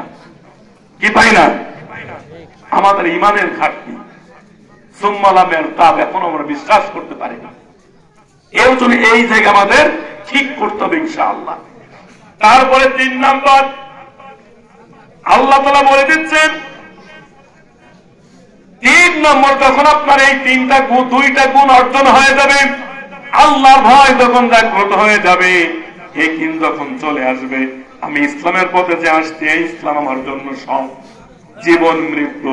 ইন্না সলাতি ওয়া নুসুকি ওয়া মাহইয়ায়া ওয়া মামাতি লিল্লাহি রাব্বিল আলামিন। আমার সালাত, আমার যাকাত, আমার জীবন সব কিছু আল্লাহর জন্য, ঠিক কিনা বলে? এইটা যখন হয়ে যাবে, এরপরে আল্লাহ তাআলা 3 নম্বর গুণ যেটা বলতেছেন, ইন্নামাল মুমিনুনা আল্লাযীনা আমানু ইযা যুকিরাল্লাহু ওয়াজিলাত কুলুবুহুম। আল্লাহ তাআলা স্পর্শ করে বলে দিচ্ছেন, হে মুমিনগণ, তোমরা যখন আল্লাহর কথা স্মরণ হবে, তখন তোমাদের অন্তরটা কেঁপে উঠবে। কি হবে? অন্তরটা কেঁপে উঠবে। ইমানদার ব্যক্তি প্রত্যেকটা কদমে কদমে সে আল্লাহকে স্মরণ করবে। যখন করে ভুল হয়ে যাবে, হঠাৎ আপনি কাজে যাচ্ছে, দেখলেন একটা সিনেমার দৃশ্য আপনার চোখে চলে আসলো, কিংবা মানুষের পাল্লায় পড়ে আপনি কিছু সিনেমা দেখে ফেললেন, কিংবা ভুল করে একজনের কিছু সম্পদ আপনি খেয়ে ফেললেন, এইটা যখনই স্মরণ হবে আপনার, তখনই আল্লাহর ভয়ে নিজের কলমটা কেঁপে উঠবে, আমি ভুল করে ফেলেছি, আমার ভুল হয়ে গেছে, এটা আমার পক্ষে সম্ভব নয়। আপনি তখন সেই কাজ থেকে নিজেকে বিরত রাখবেন। আর যদি ইমানদার না হয়, ভুল কাজ করার পরও বলবে আমি ঠিক আছি। ঠিক যেমন এই যে জালিম সরকার, তাকে হটিয়ে দেওয়া হলো, হাজার অন্যায়, দুর্নীতি, লুটতরাজ, খুন, রাহাজানি, এমন কোন অন্যায় কাজ তারা করেনি, তারপরে তারা অনুতপ্ত হয়েছে? অনুতপ্ত হয় না। অন্যায় কাজ করার পরও সে মনে করে আমি সব ভালো কাজ করেছি। নাউজুবিল্লাহ মিন যালিক। অন্যায় কাজ করার পরও যদি মনে হয় আপনি ভালো কাজ করছেন, তাহলে মনে করবেন আপনি সবচেয়ে বড় ইবলিস। কারণ ইবলিস যখন আল্লাহ তাআলা যখন তাকে বলেছিল যে আদমকে সিজদা করতে, সবাই সিজদা করলো, ইবলিস সিজদা করলো না। তখন আল্লাহ তাআলা তাকে জিজ্ঞাসা করলো যে আমি তোমাকে নির্দেশ করলাম, সমস্ত ফেরেশতারা আমার হুকুম মানলো, কিন্তু তুমি মানলে না, এর কারণটা কি? তখন সে কি বলেছিল? সে বলেছিল যে আমাকে খালাকতানি মিন নারি ওয়া খালাকতাহু মিন তিন। আল্লাহ তাআলা তুমি আমাকে সৃষ্টি করেছো আগুন দিয়ে, আর তাকে সৃষ্টি করছো মাটি দিয়ে। আগুন সবসময় ঊর্ধ্বমুখী চলে আর মাটি সবসময় নিচের দিকে চলে, বিধায় কি করে আগুন তাকে সিজদা করে? নাউজুবিল্লাহ। এর জন্য মুফাসসির কেরাম স্পষ্ট করে বলেছেন, যারা অন্যায় কাজ করার পর যারা স্বীকার করে না, ভুল স্বীকার করে না, নত হয় না, এই লোকগুলোর অন্তরে আল্লাহ সিল মোহর মেরে দেয়। কি মেরে দেয়? সিল মোহর মেরে দেয়। আল্লাহ তার নবীকে বলে, হে নবী, ইন্নাল্লাযীনা কাফারু সাওয়াউন আলাইহিম আআনজারতাহুম আম লাম তুনজিরহুম লা ইউমিনুন। হে নবী, আপনি কাফেরদের দাওয়াত দেন আর না দেন, তারাও ভাই সমান। তাদেরকে যতই সতর্ক করেন তারা ঈমান আনবে না, আপনি যতই ডাকবেন তারা ইসলামের প্রতি আসবে না, কোরআনের কথা যতই বলেন তাদের হেদায়েত হবে না। কোরআনের মজলিসে আসবে কিন্তু হেদায়েত হবে না, অনেক আলেমের বক্তব্য শুনবে কিন্তু হেদায়েত হবে না। তার যে স্বভাব আছে ওই স্বভাব নিয়ে সে বেঁচে থাকবে, এরকম লোক আছে না নাই? আল্লাহ তাআলা এর জন্য বলে দিয়েছে, নবী কেন ঈমান আনবে না? কারণ হলো সুম্মুম বুকমুন ওয়ামিয়ুন ফাহুম লা ইয়ারজুন। আমি আল্লাহ তাদের অন্তরের মধ্যে মোহর মেরে দিয়েছি, তাদের কানের মধ্যে তালা লাগিয়ে দিয়েছি, তাদের অন্তর কোরআনের কথাগুলো শোনে না, তাদের কানগুলো আল্লাহর কথাগুলো শুনতে পায় না, অন্তর বুঝতে পারে না, যার কারণে এরা হেদায়েত থেকে তারা বঞ্চিত হয়ে যায়। সারা জীবন মাহফিল শোনে, শুনতে শুনতে বুড়ো হয়ে গেছে, তারপর নামাজ পাঁচ ওয়াক্ত পড়তে পারে না, এরকম লোক আছে না নাই? আছে না? তাহলে কি মাহফিল শোনে বলে? প্রত্যেক জুমার নামাজ আছে, ঠিক মতো নামাজ পড়ে, হুজুরের বয়ান গুলোও শোনে, কিন্তু বাকি পাঁচ ওয়াক্ত নামাজ পড়ে না। কারণ তার অন্তরটা আল্লাহ মোহর মেরে দিয়েছে, ওখানে যায় না, কোরআনের কথা তার অন্তরে যায় না, হাদিসের কথা তার কলবের মধ্যে যায় না। হাজার ওয়াজ শোনে কিন্তু নসিহত শুনে তার জীবনের পরিবর্তন পায় না। এরকম লোক আছে না নাই? ওই যে এক দাদার এক নাতি, দুইজন মাহফিল শুনে বাড়ি যাচ্ছে। কোথায় যাচ্ছে? বাড়ি যাচ্ছে। এখন মাহফিল শুনে তো বাড়ি যাওয়ার একটা খাল পার হতে হয়। কি পার হতে হয়? খাল পার হতে হয়। এখন মাহফিলে শুনে আসছে নাতি যে হাঁটু আগলা করা কবিরা গুনাহ, কোনোভাবে হাঁটু আগলা করা যাবে না। এখন ওই নদী পার হতে গেলে খালটা, এখন হাঁটু যদি ব্যায়াম যদি উঁচু না করে তাহলে ভিজে যাবে। এর জন্য নাতি চিন্তা করছে হুজুর আজকে বলে দিয়েছে হাঁটু আগলা করলে কবিরা গুনাহ হবে, বিধায় কোনোভাবেই আমি আমার প্যান্ট উঁচু করবো না, ভিজে যাই থাকে। এ বলে নাতি ওই প্যান্ট পরা অবস্থায় সে খালের মধ্যে নেমে গেছে। আর নানা তো লুঙ্গি পরে আছে, লুঙ্গি উঁচু করে মাথায় বেঁধে দিয়েছে, ধুয়ে পার করছে। নাতি করছে না না না, থামো থামো থামো থামো থামো, তুমি লুঙ্গির নামাজ, তুমি একটু আগে হুজুর যে বলে দিল হাঁটু আগলা করা গুনাহ। আমাদের আব্দুল আজিজ গাজী সাহেব মারা গেছেন, ইন্না লিল্লাহি ওয়া ইন্না ইলাইহি রাজিউন। তিনার জন্য যদি জানাজ যখন হবে তোমরা জানিয়ে দেবে ইনশাআল্লাহ। এরপরে নাতি বলছে না না দাঁড়াও, লুঙ্গি উঁচু করো না। একটু আগে না মাহফিল শুনে আসলে হুজুর বললো হাঁটু আগলা করা কবিরা গুনাহ, তুমি তোমার হাঁটুটাকে কেন আগলা করলে? আমি তো প্যান্ট ভিজিয়ে চলে যাচ্ছি। এই শোনার সঙ্গে সঙ্গে নানা নাতির ঠাসে একটা চড় কি করছে, চড় মারছে। ওই বেয়াদব কোথাকার, আমি ওয়াজ শুনতে শুনতে বড় হয়ে গেলাম, ওয়াজ কোনদিন খাল পার করলাম না, আর তুই আজকে এইটুকু বয়সে ওয়াজ খালের মধ্যে নিয়ে এসেছিস। তার মানে উনি খালটা পার করে, ওই ওয়াজ কোনদিন ঘরের মধ্যে ঢোকে না। এরকম লোক আছে না নাই? ওয়াজ শোনে কিন্তু আমলের কোন পরিবর্তন নাই। এজন্য আমরা ওয়াজ শুনবো কম, কিন্তু আমল করব। এর জন্য বলতেছেন ইন্নামাল মুমিনুনা আল্লাযীনা আমানু ইযা যুকিরাল্লাহু ওয়াজিলাত কুলুবুহুম। আল্লাহ তাআলা বলতেছেন ঈমানদারদের গুণ হলো তাদের যখন আল্লাহর কথা স্মরণ হয় তাদের অন্তর কেঁপে ওঠে। কি হবে? অন্তর কেঁপে ওঠে। হযরত আবু বকর রাদিয়াল্লাহু তাআলা আনহু আল্লাহর এক সাহাবীকে গরম কথায় কথা বলেছেন, উঁচু আওয়াজে কথা বলেছে।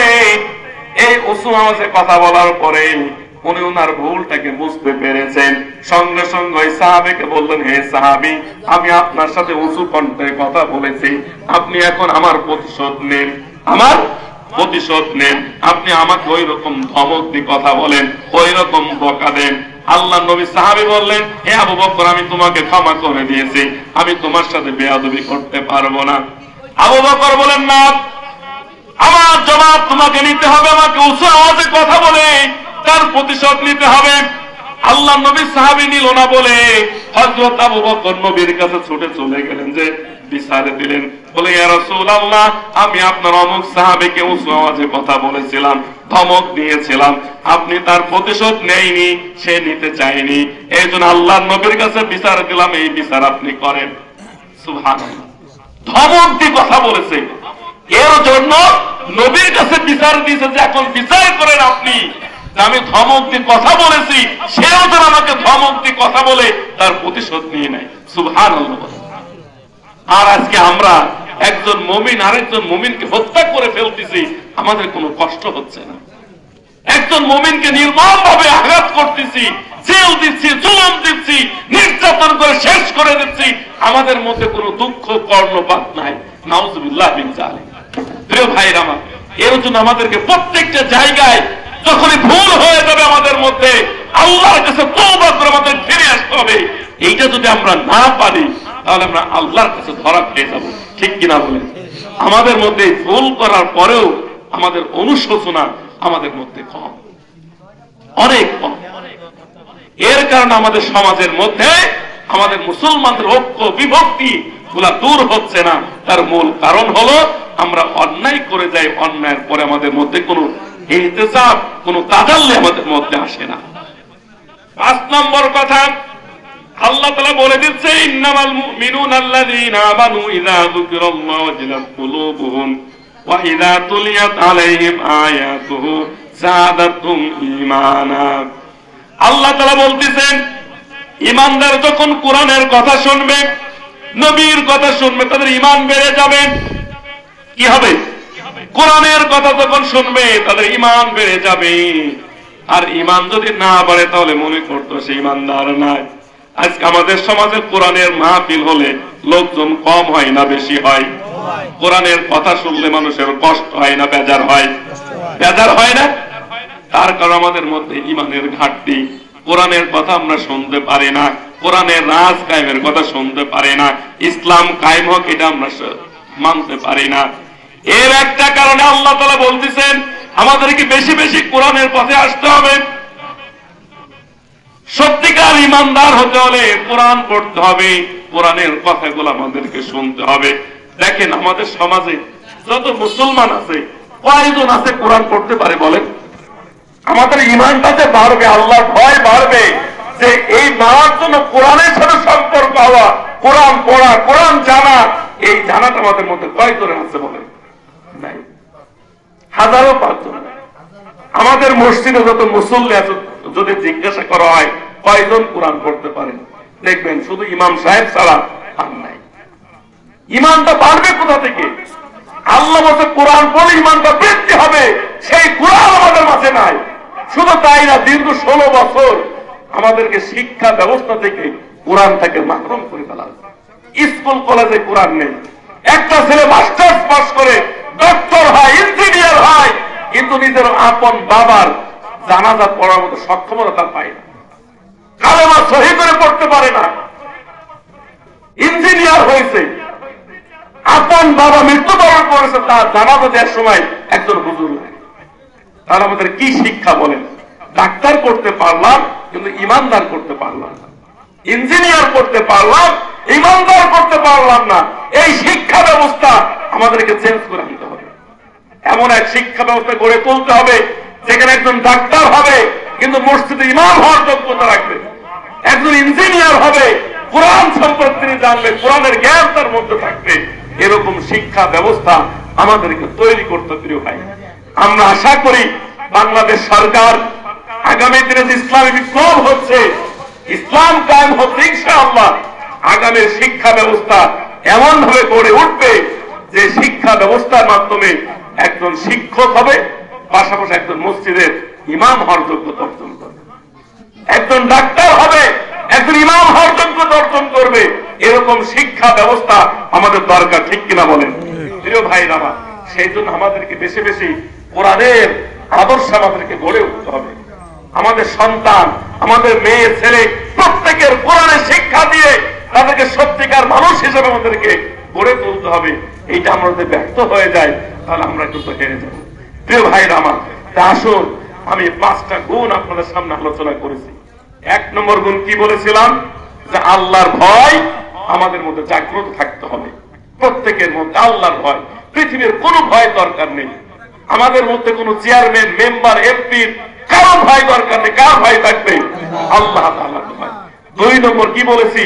আমরা যে ঈমানের পথে এসেছি আমাদের এই বিশ্বাস থাকতে হবে যে ইসলাম আমাদের কল্যাণ। ইসলাম প্রতিষ্ঠিত হলে আমাদের সমাজ, রাষ্ট্র, পরিবার সব জায়গায় একটা কল্যাণ সাধন হয়ে আমাদের গোটা সমাজ ব্যবস্থার মধ্যে ইসলামী সোনালী সমাজ তৈরি হয়ে যাবে, যেটা বিশ্বনবী মুহাম্মদ রাসূলুল্লাহ তৈরি করেছিলেন। এমন আদর্শ সমাজ এখনো গড়া সম্ভব যদি সেই কোরআনের আলোকে আমাদের সমাজটা চলে, ঠিক কিনা বলেন? এরপরে 2 নম্বর 3 নম্বর কি বলেছি? যে আমাদেরকে আল্লাহর কথা যখন স্মরণ হবে আমাদের অন্তর যেন কেঁপে ওঠে। যে কোনো ভুল যখন করে ফেলবো সঙ্গে সঙ্গে ইস্তেগফার করে আমরা ফিরে আসবো। খবরদার ভুল হয়ে গেলে আমরা সেই ভুলের উপরে টিকে থাকবো না, ভুলটাকে তওবা করে আল্লাহর কাছে মাপ চেয়ে, যার কাছে ভুল হয়েছে তার কাছে ক্ষমা চেয়ে নেব এবং আল্লাহর কাছে ইস্তেগফার করে আমরা সেখান থেকে ফিরে আসবো।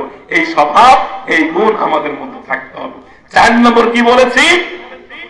আমাদেরকে কোরআনের আলোকে চলতে হবে, কোরআন পড়া জানতে হবে, কোরআন শিখতে হবে, কোরআন পড়া আমাদের অধ্যয়ন করতে হবে। আমাদের সন্তান, আমাদের স্ত্রী, কন্যা সবাইকে কোরআনের আলোকে আমাদেরকে নিয়ে আসতে হবে। এইটাতে আমরা ব্যর্থ হয়ে যাই তাহলে আমরা কোনোদিন সত্যিকার মুমিন হয়ে আমরা গড়ে উঠতে পারবো না। আপনি যেমন স্ত্রী চান, আপনার স্ত্রী যদি সুন্দর কোরআন না জানে আপনার স্ত্রী আপনাকে সম্মান করতে পারবে না। আপনার সন্তান যদি কোরআনের জ্ঞান অর্জন না হয় সে আপনাকে সম্মান করবে না। বাবার শ্রদ্ধা, ভক্তি সে সেটা শিখতে পারবে না। সেই তো আমাদের সন্তানদেরকে কোরআনের আলোকে আমাদেরকে গড়ে তুলতে হবে। এর উপরে 5 নম্বর যেটা বলেছি সেটা হলো এই আল্লাহর প্রতি টিকে থাকতে হলে অন্যায়ের প্রতিবাদ শিখতে হবে। কি জিনিস? অন্যায়ের প্রতিবাদ। আমাদের এই 16 বছর অন্যায়ের প্রতিবাদ না করার কারণে জালিম সরকার 16 বছর ছিল।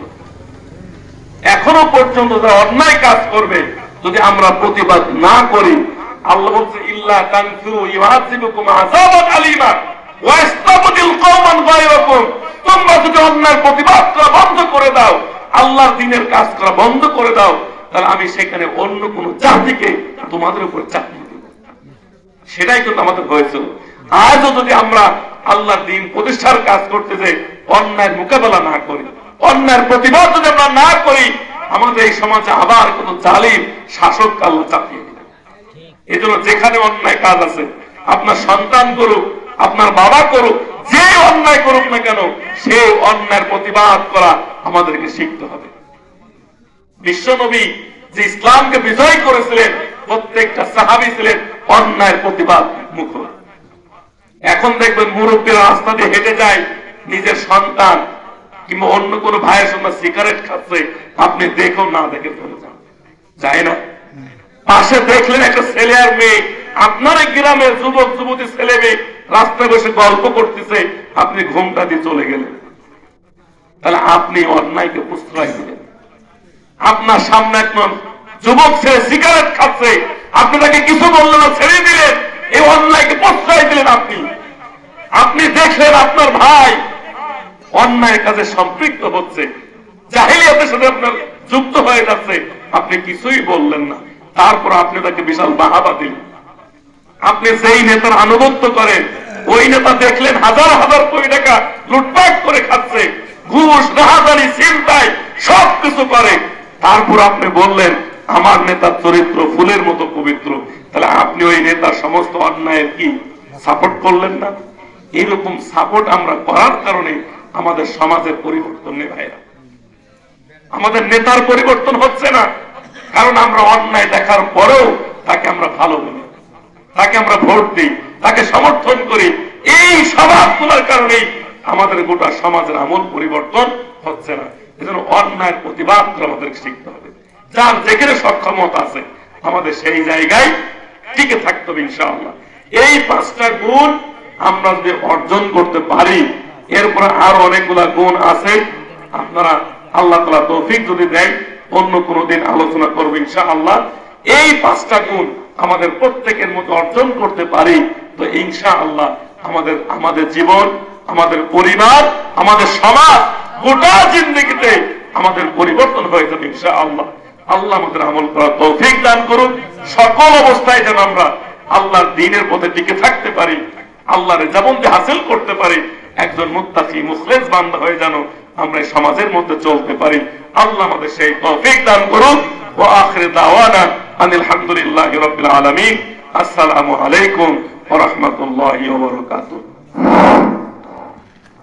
সম্মানিত উপস্থিতি, মাহফিল আরো কিছু সময় চলতো, কিন্তু তাকে আমাদের ভিতর থেকে একজন লোক ইন্তেকাল করছেন, সংবাদ শুনে অনেকে চলে গেছেন। আমাদের এলাকারই লোক জনাব আরহাস আব্দুল আজিজ গাজী সাহেব এই একটু আগে মাহফিল চলাকালীন ইন্তেকাল করেছেন। ইন্না লিল্লাহি ওয়া ইন্না ইলাইহি রাজিউন। এই মোস্তফা কবির সকালে বলেছিল আপনি অসুস্থ, আমার দুপুরে বলে গেছে যে আমি আসতে পারবো না, যদি পাওয়া আসে না পারলে আসা দরকার না, কিন্তু উঠতে বসা ছিল এখানে, কিন্তু এই মৃত্যু শূন্য সেইখান থেকে গেছে, অথচ আসতে চাইছিল না। আমি চাইছিলাম যে আজকের আমাদের এলাকায় 3 জন লোক অসুস্থ, তাদের দোয়া করাবো। তারপর একজন আব্দুল গাজী সাহেব তিনি দুনিয়া থেকে চলে গেছেন। আর এইবারে আলমগীর গাজীর একটা মেয়ে আছে, ওর মাথায় টিউমার হয়েছে, ভারতে গেছিল, সেখান থেকে অপারেশন করা যাবে না। সে মেয়েটা অসুস্থ, জামিলা, তার জন্য দোয়া করবেন। আমাদের বাড়ির আমার কাছে স্বাস্থ্য রয়েছে আব্দুল কুদ্দুস শিকদার, তার সে অসুস্থতার জন্য দোয়া করবেন। আর যার জন্য বলতে চাইছিলাম সে তো ইন্তেকাল করছেন, অতএব এই 2 জনের জন্য দোয়া করবেন। আর আজকের এই মাহফিলটা ইনশাআল্লাহ সুন্দর হয়েছে সব দিক থেকে, কিন্তু আগের থেকে যে উদ্যোগটা ঠিক থাকতো তাহলে লোকজন আরো হইতো, অনেকে জানতে পারে নাই, সেই জন্য তাৎক্ষণিক ভাবে চেষ্টা করা হয়েছে। তবে মাহফিলটা উঠছে, এটাই শুকরিয়া আল্লাহর কাছে যে কোন ত্রুটি ছাড়া ইনশাল্লাহ হয়তো লোকজন কম হয়েছে, কিন্তু অন্যান্য সকল সাইড ইনশাল্লাহ ভালো হয়েছে। আমরা এরকমের দিনই কাজের জন্য যদি আমরা আঞ্জাম দিই, উৎসাহ দিই, আরো ভবিষ্যতে এরকমের সুন্দর মাহফিল হবে। আগামীকালকে থেকে আমতলায় 5 দিনব্যাপী তাফসীর মাহফিল শুরু হবে, যারা পারেন তারা সেখানে যাবেন ইনশাল্লাহ। আর আজকের এই মাহফিলে যারা যে যেভাবে সহায়তা করলো, আল্লাহ তাআলা সকলের সহযোগিতা কবুল করুন। এবার হুজুর দোয়া করবেন। আমরা সবাই সূরাতুল ফাতিহা একবার পাঠ করে আউযু বিল্লাহি মিনাশ শাইতানির রাজিম। الرحمن الرحيم مالك يوم الدين إياك نعبد وإياك نستعين اهدنا الصراط المستقيم صراط الذين أنعمت عليهم غير المغضوب عليهم ولا الضالين। মাইয়িত নিয়ে সূরাতুল ইখলাস 3 বার পাঠ করে।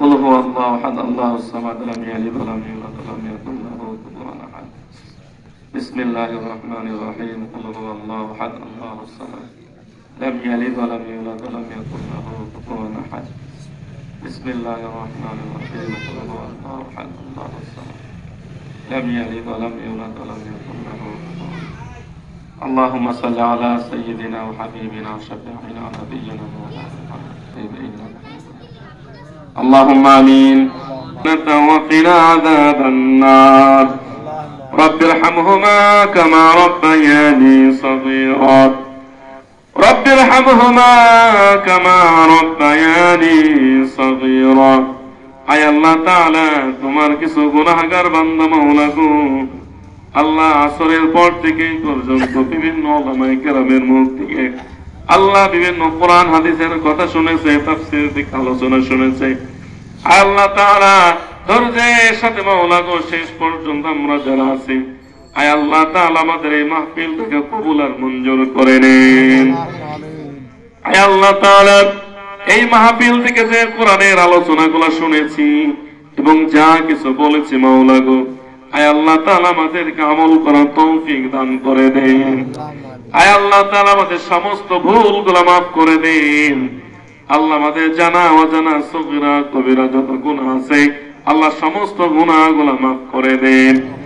আয় আল্লাহ তাআলা কোরআনের আলোচনা থেকে যে সওয়াব হয়েছে মাওলা গো আল্লাহ কোরআনের বয়ান থেকে আল্লাহ দ্বীনের আলোচনা থেকে এখানে যত কোরআন থেকে তেলাওয়াত করা হয়েছে আল্লাহ তাআলা আমাদের এই সওয়াবটুকু আখিরে নবী বিশ্ব নবী মুহাম্মদুর রাসূলুল্লাহ সাল্লাল্লাহু আলাইহি ওয়াসাল্লামের রওজা মুবারকে পৌঁছায় দাও।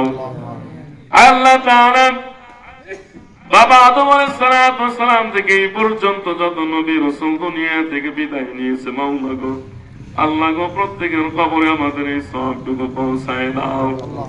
আল্লাহ তাআলা দুনিয়া শুরু থেকে আজ পর্যন্ত যত মুমিন মুমিনাত দুনিয়া থেকে বিদায় নিয়ে গহীন কবরে শুয়ে আছে মাওলা গো আল্লাহ তাআলা তাদের কবরে আমাদের এই সওয়াবটুকু পৌঁছায় দাও।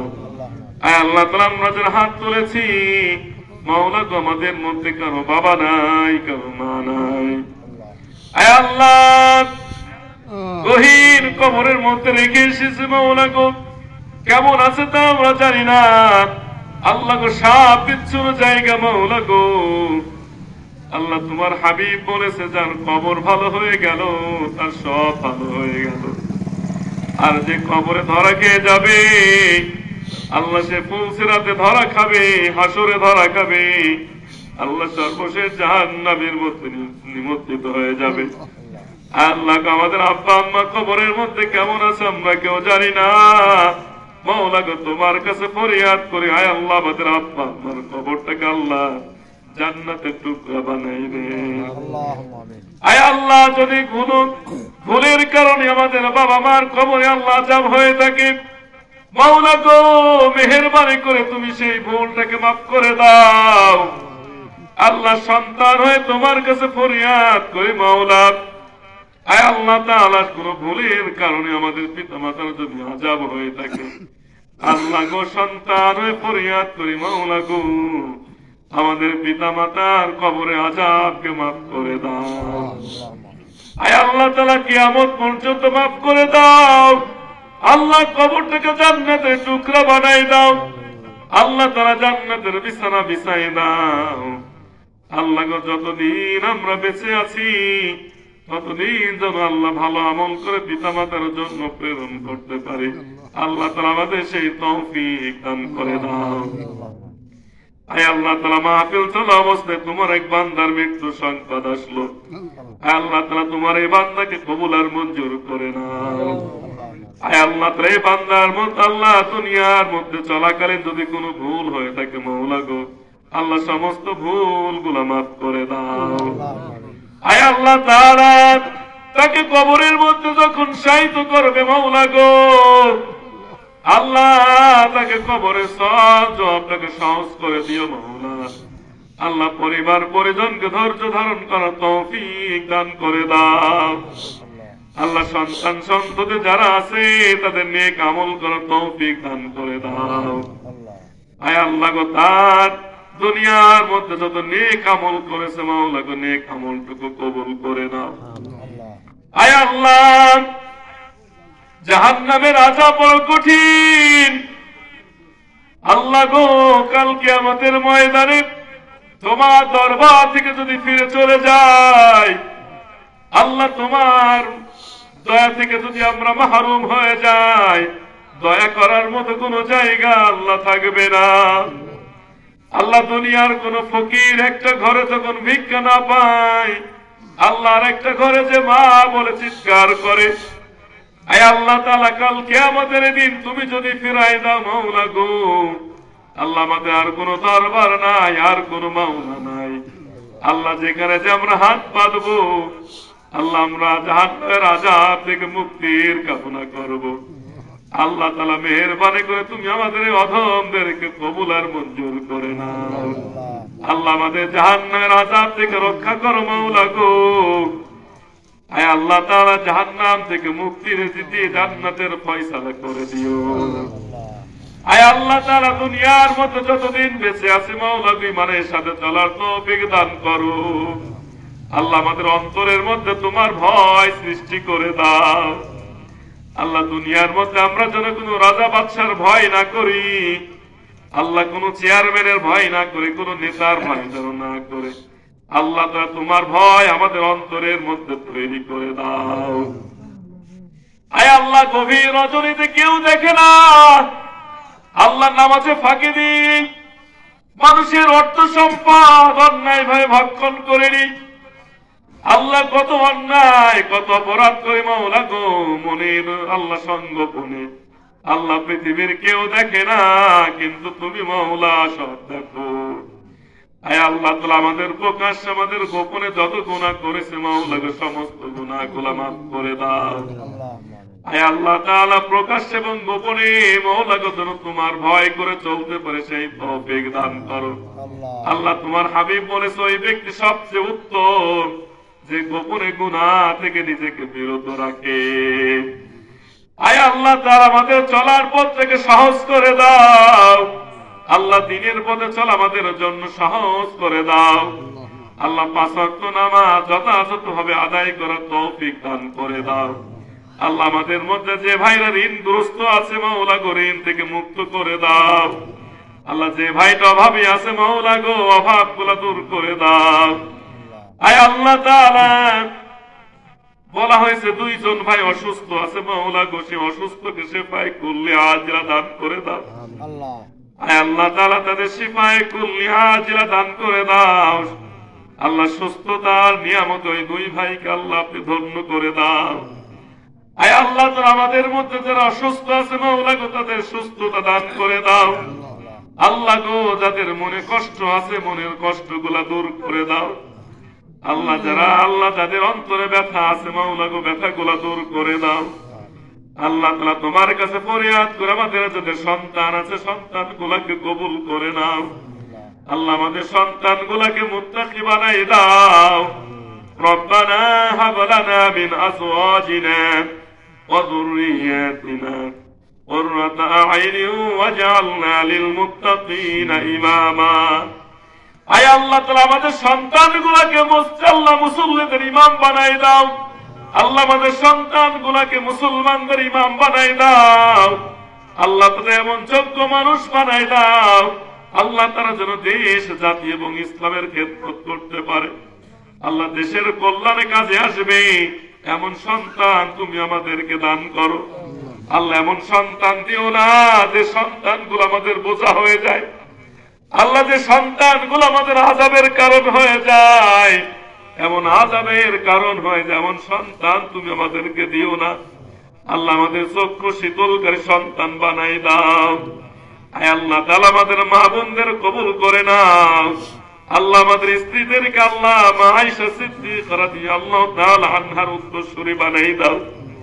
আল্লাহ হযরত খাদিজাতুল কুবরা রাদিয়াল্লাহু তাআলা আনহার উত্তরসূরি বানাই দাও আয় আল্লাহ তাআলা আমাদের স্ত্রীদেরকে কবুল করে নাও আল্লাহ তাদের নেককার মুত্তাকি বানাই দাও আয় আল্লাহ তাআলা আমাদের মাদেরকে কবুল করে নাও আল্লাহ তাদেরকে নেককার মুত্তাকি বানাই দাও আল্লাহ তারা যেন আমাদের চক্ষু শীতলকারী হয়ে যায় আল্লাহ সেই তৌফিক তাদেরকে দান করো আয় আল্লাহ তাআলা এই মাহফিল যারা বাস্তবায়ন করল আল্লাহ সকলকে কবুল করে নাও আল্লাহ যারা অর্থ দিল সময় দিল ত্যাগ স্বীকার করলো মাওলা গো আল্লাহ তাদের অর্থগুলাকে কবুল করে নাও আল্লাহ তাদের ত্যাগগুলাকে কবুল করে নাও আয় আল্লাহ এই অঞ্চলে যুবকদেরকে কবুল করে নাও আল্লাহ যুবকদেরকে তুমি দ্বীনের মুজাহিদ বানাই দাও আল্লাহ প্রত্যেকেই যেন দ্বীনের খাদেম হয়ে যায় কোরআনের খাদেম হয়ে যায়